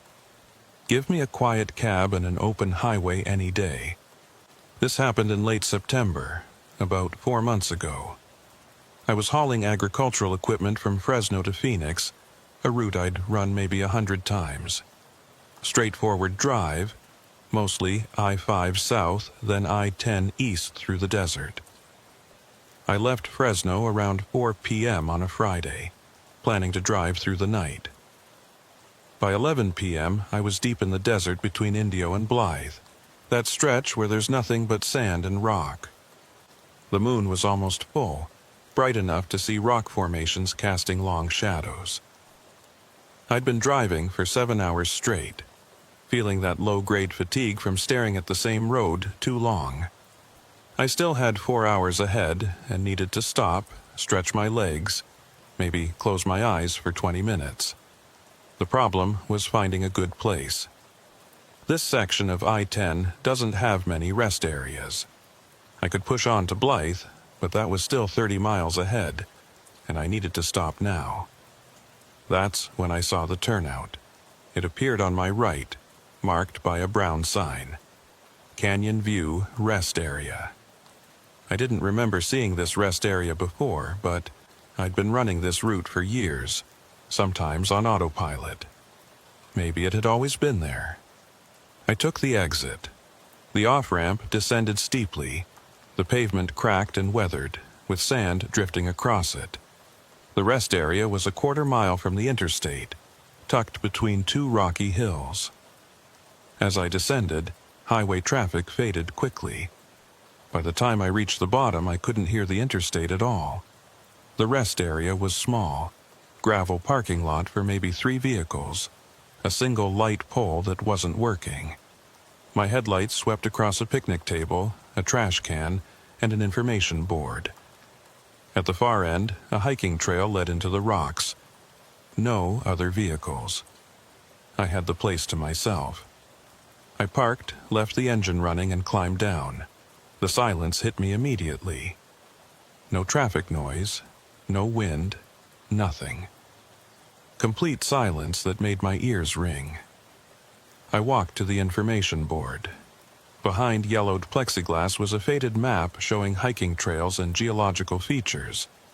According to the map, this rest area provided access to something called Whispering Canyon, a geological formation created by wind erosion. The trail led about a mile to a natural amphitheater with unusual acoustic properties. I'd never heard of Whispering Canyon, but that didn't mean much. I turned back toward my truck and noticed the picnic table. There was something on it, a notebook lying open. I approached slowly, my unease growing. I picked it up carefully. A standard spiral notebook, pages filled with different handwriting, different pens, entries from different people. The first entry was dated July 15th, 2019. Stopped here around midnight. Weird place. Very quiet. Walked partway down the trail but turned back when I started hearing things. Probably just wind, but it sounded like voices. More entries followed, dozens spanning 4 years, all describing similar experiences. The unusual silence, the feeling of being watched, voices in the canyon, a common thread of unease. The most recent was dated 3 days ago, second time stopping here. I know I shouldn't come back, but I feel drawn to this place. Walked down the trail tonight, got halfway. Heard my name, clear as day. No one else here. I need to stop coming here, but I don't think I can. I closed the notebook, hands shaking. This was wrong. I should get back in my truck and leave right now. But curiosity was stronger. I wanted to see what was down that trail. I walked to the trail entrance. A weathered wooden sign, Whispering Canyon 1 mi. I pulled out my phone, turned on the flashlight. The beam showed the trail clearly for about 30 feet. Beyond that, shadows and rock. No phone signal, not surprising. The time showed 11:47 p.m. I'd give myself an hour, then head back. I started walking. The trail descended between rock formations, walls close enough to touch. The rock was dark, almost black, with a strange melted texture. After 10 minutes I heard something. A faint sound, rhythmic, like breathing, too deep and slow to be from any animal. It came from deeper in the canyon, rising and falling like the canyon itself was breathing. Wind, I told myself. Just wind through the rocks. The walls grew higher, closing in overhead. The breathing sound got louder, and underneath it, something else. Voices, talking in low tones, too quiet to understand. I stopped. Hello? My voice echoed off the canyon walls, distorting, transforming into something that didn't quite sound like a word anymore. No response. Just that breathing and those faint voices. I should turn back. But the canyon was only a mile from the parking lot. I had to be close. I continued, walking faster. The trail descended more steeply. The walls were so high I couldn't see their tops anymore. Then the trail opened into the canyon, a natural amphitheater, roughly circular, maybe 100 feet across. Walls rose up all around, creating an enclosed space. In the center was flat, packed sand, and around the edges were rock formations that looked like seats arranged in tiers. I stood at the edge, shining my flashlight.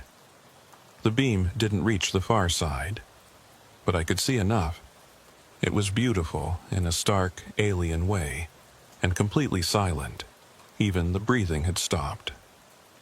I walked to the center and turned in a slow circle. That's when I heard the voice, clear and distinct. Finally, someone came. I spun around, flashlight searching. No one. The canyon was empty. "Who's there?" I called out. "Show yourself." Silence. Then, from a different direction. "We've been waiting so long, calling and calling, but no one comes anymore. Where are you?" "Everywhere. We're part of the canyon now, have been for a long time. Who are you?" "Travelers. Like you. We stopped at the rest area, walked down the trail, came into the canyon, and then we couldn't leave." "What do you mean, couldn't leave?" I backed toward the trail entrance. The canyon doesn't let go. Once you're deep enough, once you reach the center, it holds you, makes you part of it. We've been trying to warn people, but we can only whisper, can only call. And some people, like you, they hear and come anyway. I'd reached the trail. I turned and ran, flashlight bouncing wildly. Behind me, laughter. Not cruel, but sad. Resigned. Run if you want, but you'll come back. They always come back. I ran as fast as I could, lungs burning. The trail seemed longer going up, the same rocks, same curves, over and over, like I was running in place. But finally, I saw light ahead. My truck's headlights. I burst into the parking lot, chest heaving. My truck was right where I'd left it, engine running. I threw myself into the cab, slammed the door, locked it, and floored the accelerator. I drove for an hour without stopping, hands locked on the wheel. Finally, near Blythe, I pulled into a well-lit truck stop and just sat there, letting my heart rate return to normal. What had that been? A prank? Some kind of elaborate hoax with hidden speakers in the canyon? But I knew that wasn't it. The voice had been too clear, too real, and the things it had said, about the canyon not letting go, about travelers becoming part of it, those weren't the words of a prankster. I pulled out the notebook I'd taken from the picnic table, the one with all the entries. I'd grabbed it without thinking when I ran back to my truck, and now I flipped through it again, reading more carefully. Every single entry mentioned feeling drawn to the place, mentioned hearing voices, mentioned the canyon calling to them, and several of the later entries were from the same people, coming back again and again despite knowing they shouldn't. The last entry, the one from 3 days ago, had been written by someone who'd already visited the rest area once before. They'd come back because they felt drawn to it, because the canyon was calling them. I set the notebook aside and rubbed my eyes. I was exhausted, the adrenaline crash hitting hard. I needed to sleep, but I was afraid to close my eyes, afraid of what I might hear if I did. I walked into the truck stop and bought the largest coffee they had, along with some energy drinks and snacks. The clerk was a middle-aged woman with kind eyes, and just seeing another human being having a normal transaction helped ground me. "Long night?" she asked, as she rang up my purchases. "You have no idea," I said. "Well, you be careful out there," she said. "Lots of weird stretches of road in the desert. Easy to see things that aren't there when you're tired." "Yeah," I said, accepting the bag. "Thanks." I went back to my truck and sat in the cab, drinking coffee and eating a candy bar. The sugar and caffeine helped, sharpened my mind. I needed to think about this logically, rationally. I'd stopped at a rest area. I'd walked down a trail. I'd heard something in a canyon that had scared me. All of that was factual, verifiable. The voice I'd heard could have been explained in multiple ways. Acoustic anomaly, wind in the rocks, my own tired mind playing tricks on me. Nothing supernatural, nothing impossible. And yet, I couldn't shake the feeling that something had been in that canyon, something that wanted me to stay. I pulled out my phone and searched for information about Whispering Canyon. No results. Searched for Canyon View Rest Area. Nothing. Searched for rest areas on I-10 between Indio and Blythe. Found a list of official rest stops, none of which matched the description of where I'd been. According to the internet, the rest area I'd stopped at didn't exist. I sat there for a long time, staring at my phone screen, trying to make sense of it. Finally, I started the engine and pulled back onto the interstate. I had a delivery to make in Phoenix, and I was already behind schedule. But as I drove, I couldn't stop thinking about that canyon, about the voice that had said I'd come back. I wouldn't. I'd make sure of it. I'd take a different route on my return trip, avoid this entire section of highway if I could. But even as I told myself that, a small part of me wondered if it was true. because the voice had been right about one thing. I could still hear it.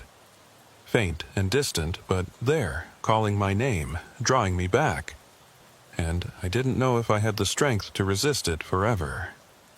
I made my delivery in Phoenix Saturday morning, unloaded, got my paperwork signed, and should have headed straight back to Fresno.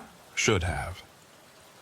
Instead, I sat in a Phoenix diner, staring at a map on my phone. At the stretch of I-10 between Blythe and Indio, I'd marked where the rest area had been, but satellite view showed nothing. No access road, no parking lot, no trail, just empty desert. I pulled out the notebook I'd taken from the picnic table, flipped through it again, reading more carefully. Every entry mentioned feeling drawn to the place, hearing voices, the canyon calling. Several later entries were from the same people, coming back again and again despite knowing they shouldn't. "More coffee?" The waitress stood next to my booth.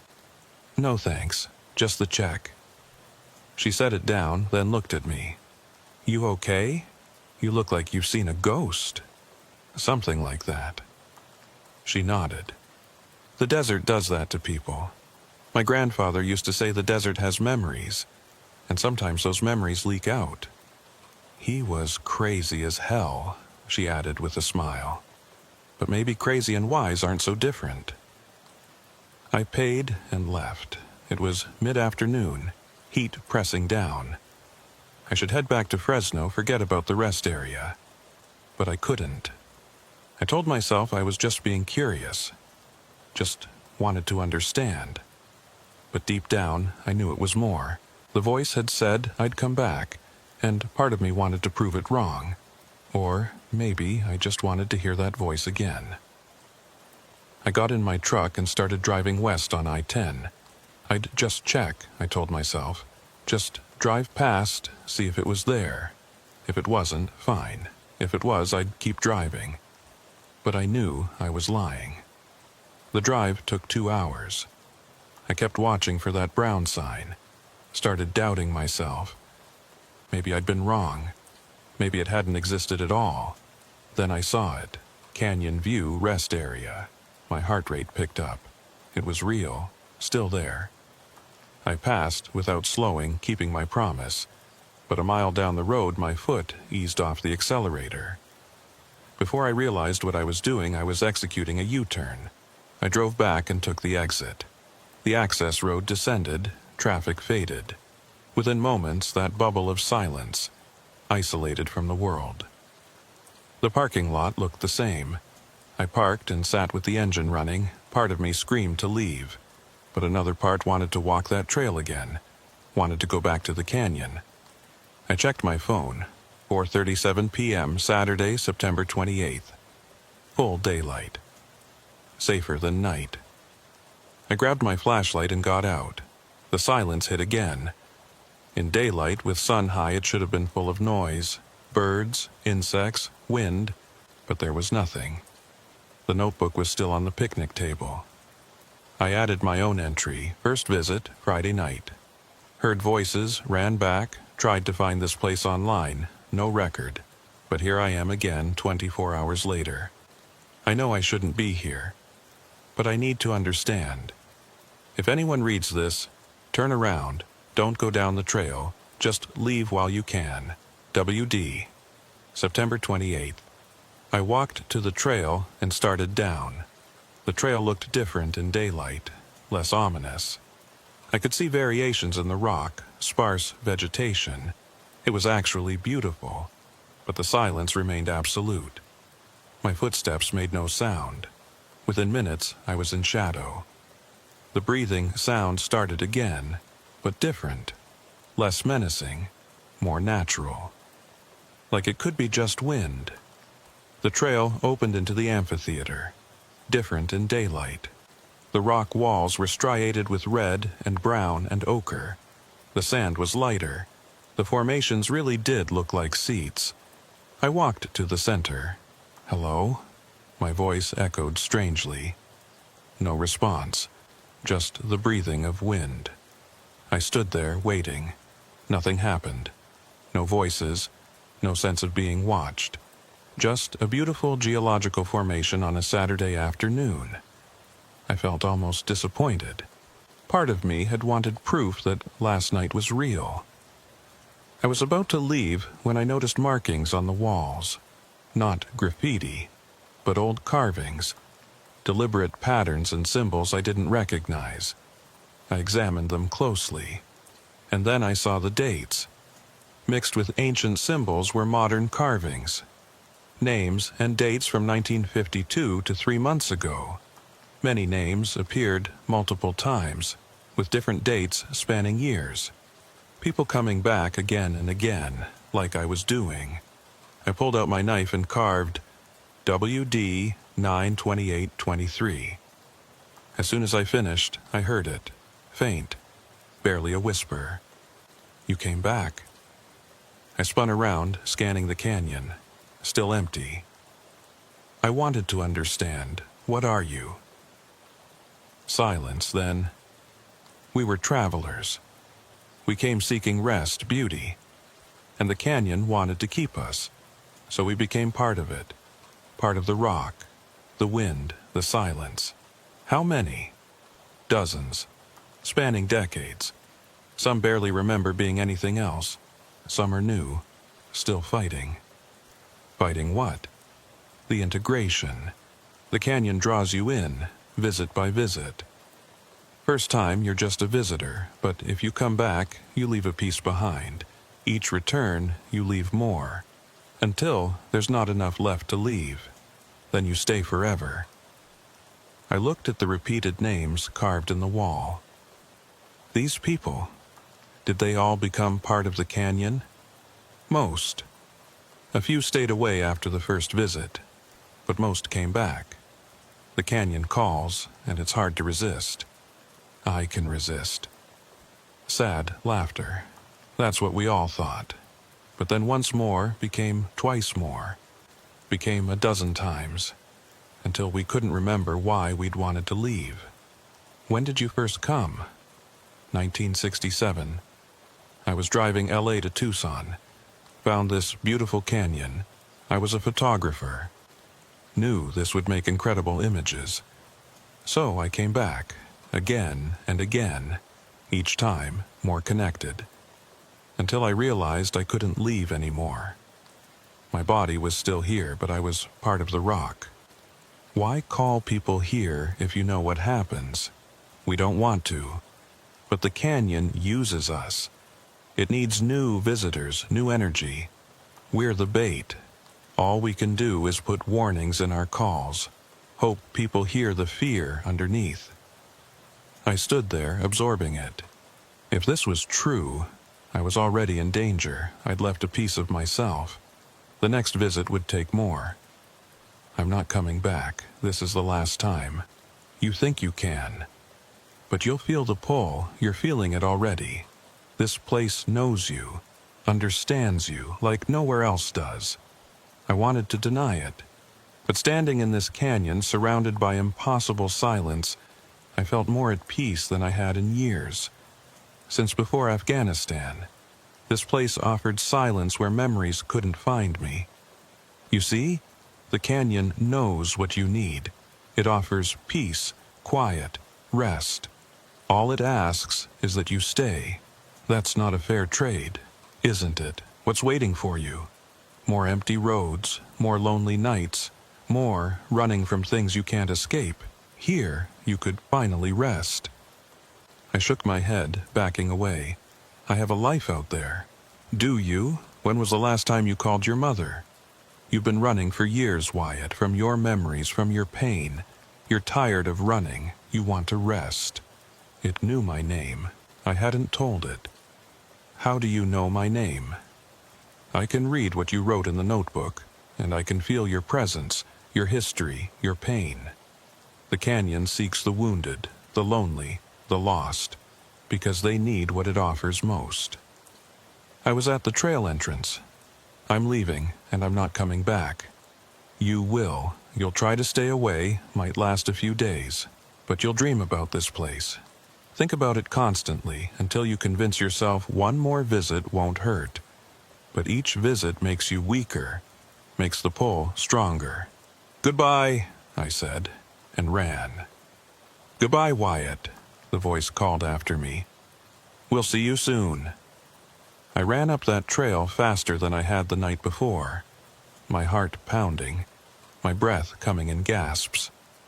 The trail seemed to stretch on forever, curve after curve, ascent after ascent. But finally, I burst out into the parking lot, into the fading afternoon light.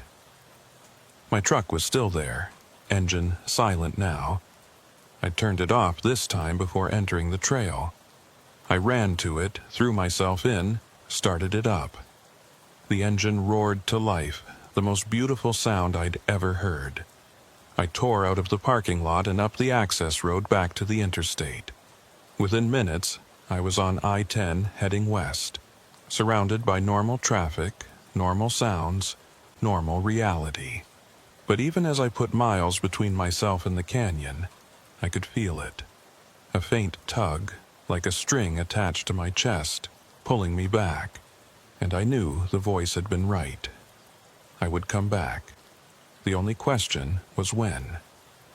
I lasted 5 days. 5 days of trying to convince myself the canyon was nothing special, that I was in control. But every night I dreamed of that place, the silent amphitheater, the peace. I'd wake up feeling the pull, that invisible string drawing me back. On the 6th day, I was in Bakersfield picking up almonds for Las Vegas. The route would take me within 20 miles of the canyon. I told myself I'd just drive past. But when I saw that brown sign, Canyon View Rest Area, something broke inside me. I took the exit. This time I didn't hesitate. I just parked and walked straight to the trail, like coming home. I added a new entry to the notebook. 3rd visit. Told myself I wouldn't come back. The pull is stronger now. Can't stop thinking about this place. I know it's a mistake. WD, October 3rd. I walked down in the fading evening light. I knew this path now, knew every curve. It felt familiar, comfortable. The canyon greeted me, the breathing sound welcoming, and the voices started before I'd even reached the amphitheater. "Welcome back, Wyatt. We knew you'd return. You're almost ready." Multiple voices now, blending into a chorus that remained perfectly clear. I walked to the center. I tried to stay away. We know. But the canyon is part of you now, just as you're becoming part of it. Can you feel it? The connection growing stronger. I could. A warmth spreading through my chest. A sense of belonging I'd never felt anywhere else. What happens now? Now you choose. You can leave again, fight the pull for a few more days. Each time will be harder. Or you can accept what's inevitable. You can stay. Stay. You mean become like you? Part of the canyon? Yes, it's not painful, not frightening. You'll simply integrate. Your consciousness will expand beyond your body, become part of this place. You'll experience time differently, perception differently. Free from pain, from fear, from all that plagues you. I'll be dead. You'll be transformed. Death implies an ending. This is a transition, a change of state. Your body will remain preserved, but your mind will join with ours. You'll become part of something larger. I thought about my life. My job, driving the same routes. My empty apartment. Strained relationships with family who didn't understand.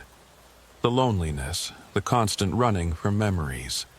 And this place where silence reigned and peace was absolute. Where I could finally stop running. How long do I have to decide? As long as you need. Though the decision's already been made, you feel it. You know this is where you belong. I did. Had felt it since the first night. Can I walk around? Think about it? Of course. This will be your home soon. You should know it well. I walked the perimeter, examining the formations. Some looked like seats, smooth and curved. Others formed archways and alcoves. In one alcove I found a body. Sitting against the wall, natural position, like someone who'd rested and never gotten up. Remarkably preserved despite being there long. Clothes from the 1980s. Peaceful expression. That's Marcus, the voices said. He came in 1907, photographer from LA. Was one of us before his body gave out. I backed away, heart racing. This was real. People really did become part of this canyon, merge with it, lose their physical forms. I found more alcoves with more bodies, 7 total, all peaceful. Some recent, some ancient, clothes nearly disintegrated. How many voices? 43. From 1952 to last year. The older ones rarely speak anymore. They've integrated so completely they don't remember words. They're just silence now. 43 people. I was about to become number 44. Over the next 2 weeks, I visited 6 more times. Each visit, I stayed longer, went deeper. The voices became clearer. I learned their stories. Marcus, the photographer. Jennifer, a trucker like me, 2003. Eduardo, geology professor, 1974. All told similar stories. Initial visit, the pull. Gradual realization they belonged here. Finally, the conscious decision to stay, to integrate. With each visit, I felt myself moving closer to that decision. On my 10th visit, I brought supplies. Food, water, sleeping bag. Told myself it was just in case. But I knew I was preparing to stay. I walked down the trail one last time, backpack heavy with supplies I wouldn't need. The voices greeted me like old friends. You've decided, they said. Yes, I'm tired of fighting. I want to rest. Then rest. Find a place that feels right. Sit down. Let go. We'll guide you through. Peaceful. Painless. Like falling asleep. I walked around, looking for the right spot. Found it in an alcove on the eastern side, a natural seat looking out over the canyon floor. I set down my backpack and sat, back against cool stone. It felt right. Like coming home after a long journey. I'm ready. Then close your eyes. Relax. Let the canyon in. Let yourself become part of the silence. I closed my eyes, and I felt it begin. The transition wasn't like falling asleep, it was more like dissolving. I felt my awareness expanding, pushing beyond the boundaries of my physical body. It was gentle, gradual, like watching ice melt in the sun. Parts of me that had been solid became fluid, flowing outward, merging with something larger. Time stopped making sense. I couldn't tell if I'd been sitting there for minutes or hours or days. My body was still there. I could feel it distantly, like a memory of myself, but I was so much more than just that physical form now. I could feel the canyon, not just see it or hear it, but feel it. The weight of the rock, the movement of air through the passages, the ancient patience of stone that had existed for millennia and would exist for millennia more. And I could feel the others. 43 consciousnesses all intertwined, all part of the same vast presence. Marcus and Jennifer and Eduardo and dozens more. Their individual thoughts and memories accessible to me like chapters in a book I could read at will. Welcome, they said, though said wasn't quite right. We didn't speak anymore. We just knew what each other was thinking, feeling, experiencing. "Is this what death feels like?" I asked, though I wasn't really asking. I was just thinking, and they were there to hear it. "This isn't death," Marcus thought back at me. "Death is an ending. This is a continuation. You're more alive now than you ever were in that limited physical form." He was right. I could see that now. My old life, with its boundaries and limitations, its pain and fear and loneliness, that had been the real prison. This was freedom. I opened my eyes, or the part of me that still had eyes, and looked out at the canyon. But I wasn't just seeing it from my alcove anymore. I was seeing it from everywhere at once. Through the eyes of all the bodies still present in the canyon, through the rock itself, through the air and the shadows. I could see my truck in the parking lot above, could see the notebook on the picnic table with my final entry, could see the highway beyond, the cars passing by, completely unaware of this place and what it contained. And I could see other things, things I hadn't noticed before. The canyon extended further than I'd realized, not just physically, but dimensionally. There were layers to this place, levels of reality stacked on top of each other like the strata in the rock walls. In some of those layers, the canyon was empty, pristine, untouched. In others, it was full of people who weren't quite people, shadows of travelers who'd passed through across countless years. And in the deepest layers, there were things that had no names, no forms, just presence and awareness that had existed since before humans walked the earth. The canyon is old, Eduardo's presence told me. Older than we can comprehend. It existed before the continents formed, before life crawled out of the oceans. It's not a place, not really. It's a threshold, a boundary between what is and what might be. And we're part of that now, guardians of the threshold. I understood. We weren't just trapped here, weren't just victims. We served a purpose. We maintained the boundary, kept the layers separate, ensured that the canyon remained what it was. A place of silence, of peace, of transition. And we called to others, not maliciously, not to trap them, but because the canyon needed new energy, new perspectives, new guardians to replace those who'd been here so long they'd integrated completely and lost their individual consciousness. "How long will I last?" I asked. "How long before I become just silence? Decades, maybe," Jennifer thought. "Or centuries. Time doesn't work the same way here. Some of us fade quickly. Others persist for generations. It depends on how strongly you hold on to your individual self versus how much you let yourself merge with the collective." I decided I wanted to persist, wanted to remain Wyatt Dalton, at least in part, for as long as possible.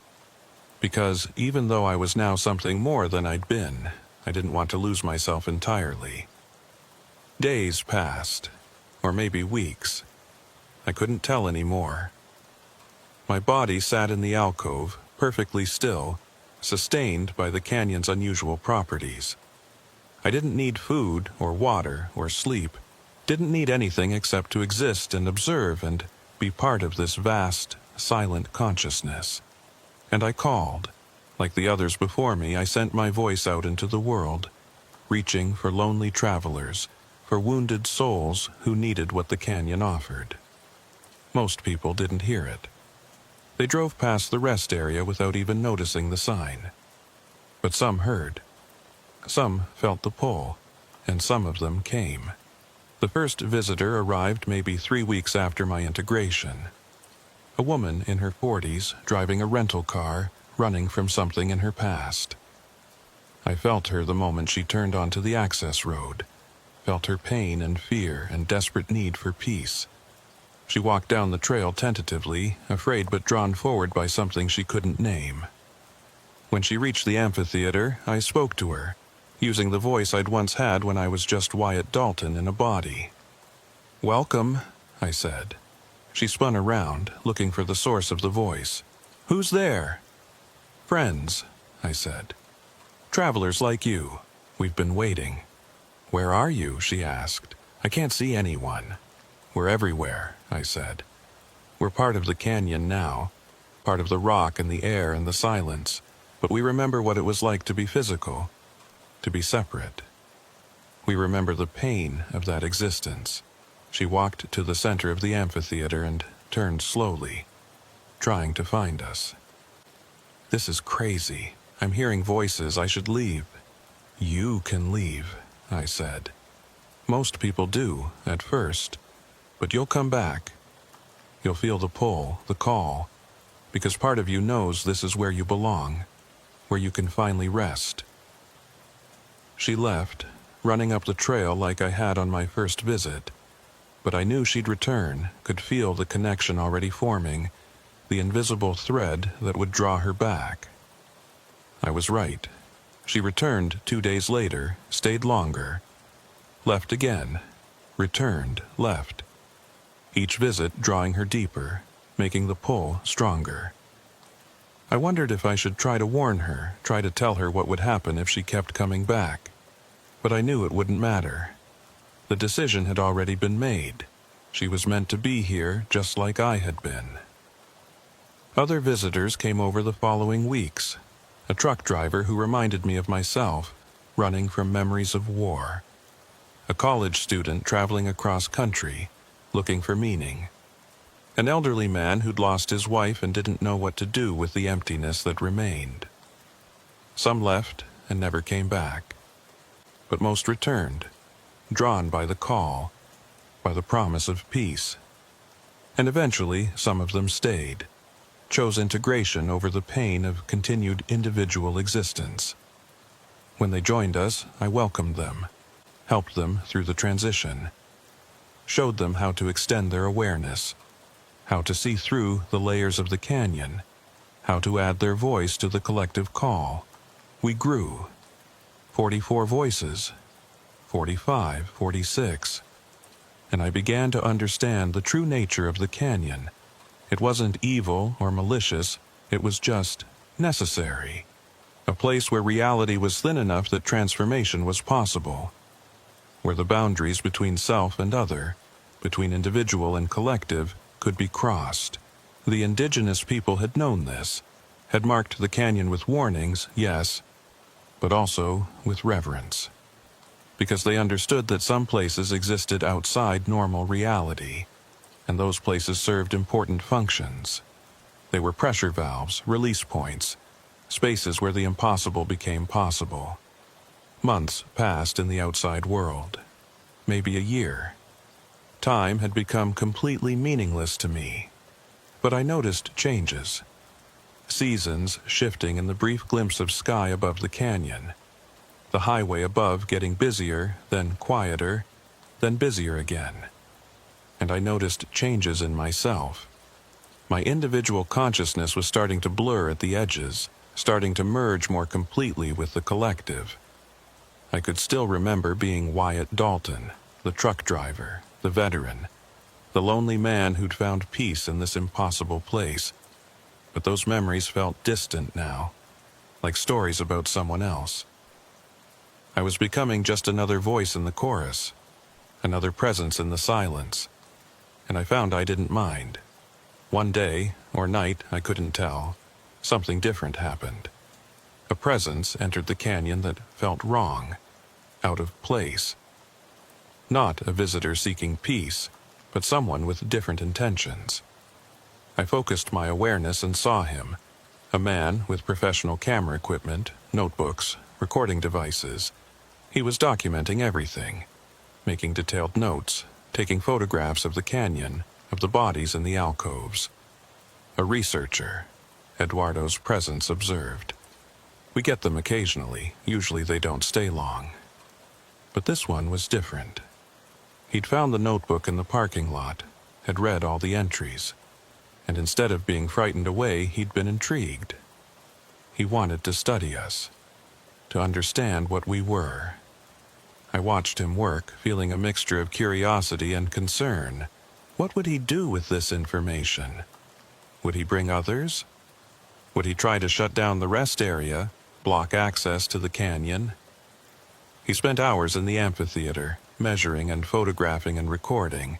He didn't seem to hear our voices, or if he did, he was ignoring them, too focused on his scientific observations to listen to the call. Finally, as sunset approached, he packed up his equipment and started to leave. But as he walked towards the trail entrance, he stopped, turned back. "I know you're here," he said, speaking to the empty canyon. "I know something impossible is happening in this place. I've documented it all, the bodies, the acoustic anomalies, the way time seems to dilate here. I'm going to publish my findings. The world needs to know about this." "Please don't," I said, my voice carrying across the canyon. "This place needs to remain hidden. If too many people come, if the wrong kind of attention arrives, it will change, maybe cease to exist. And then where will we go? Where will the lonely and the broken find peace?"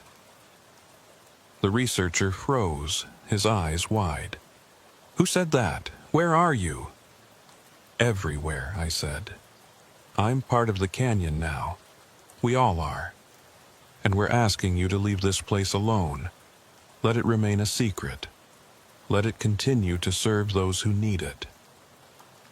He stood there for a long moment, considering. Then he shook his head. "I can't do that. I'm a scientist. My job is to document and share knowledge. People have a right to know about this place. Even if that knowledge destroys it," I asked. "Even if exposure ruins the very thing that makes it special." "Knowledge is never wrong," he said. "Only ignorance is." He left then, climbing the trail with his equipment, leaving us behind. I felt a wave of concern ripple through the collective consciousness. If he published his findings, if he brought attention to this place, what would happen to us?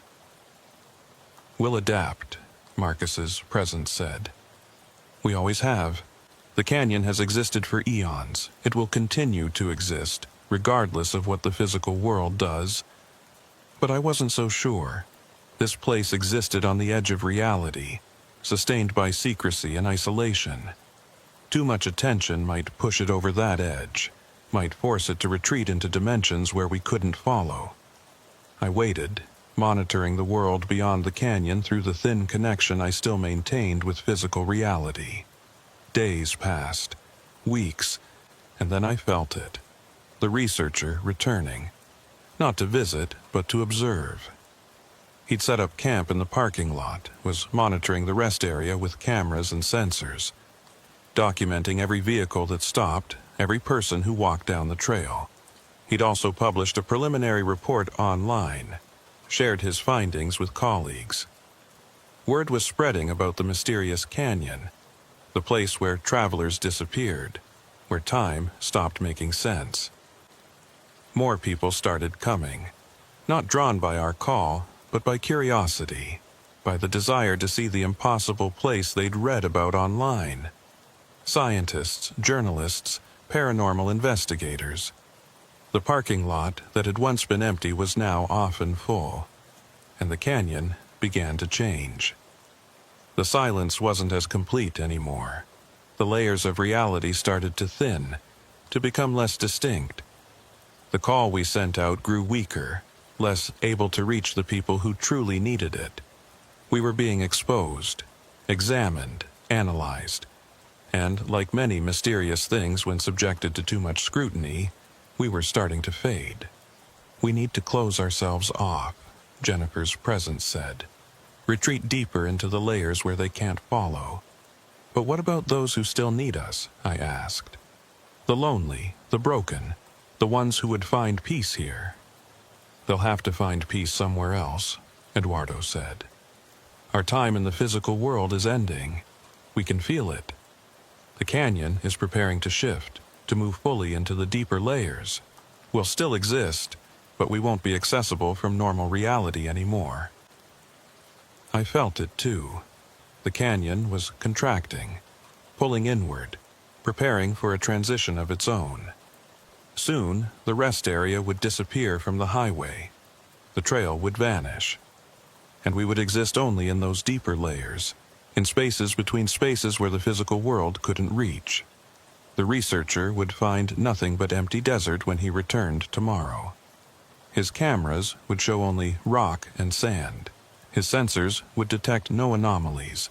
He would think he'd been mistaken, would doubt his own findings, and eventually he would move on to other mysteries, other impossibilities to document, and we would remain, not gone, just elsewhere, waiting for the world to forget about us, for the secrecy to return, for the opportunity to maybe, someday, reach back into physical reality and resume our calling. Or maybe not. Maybe this was our ending, our final integration. Maybe we would merge completely with the canyon, with the deeper layers, until we were nothing but silence and stone and ancient memory. I found I was okay with that. I'd had my time in the physical world, had experienced all it had to offer, and I'd found peace here, in this impossible place, among these voices that had become more family than any I'd known in life. So I let go, stopped fighting to maintain my individual consciousness, allowed myself to merge more fully with the collective, to become just another note in the chorus, another thread in the vast tapestry of the canyon's awareness. My last distinct thought, before I dissolved completely into the silence, was gratitude, for the peace I'd found, for the belonging I'd experienced, for the chance to be part of something larger and stranger than myself. And then Wyatt Dalton ceased to exist as an individual entity, and the silence claimed one more voice.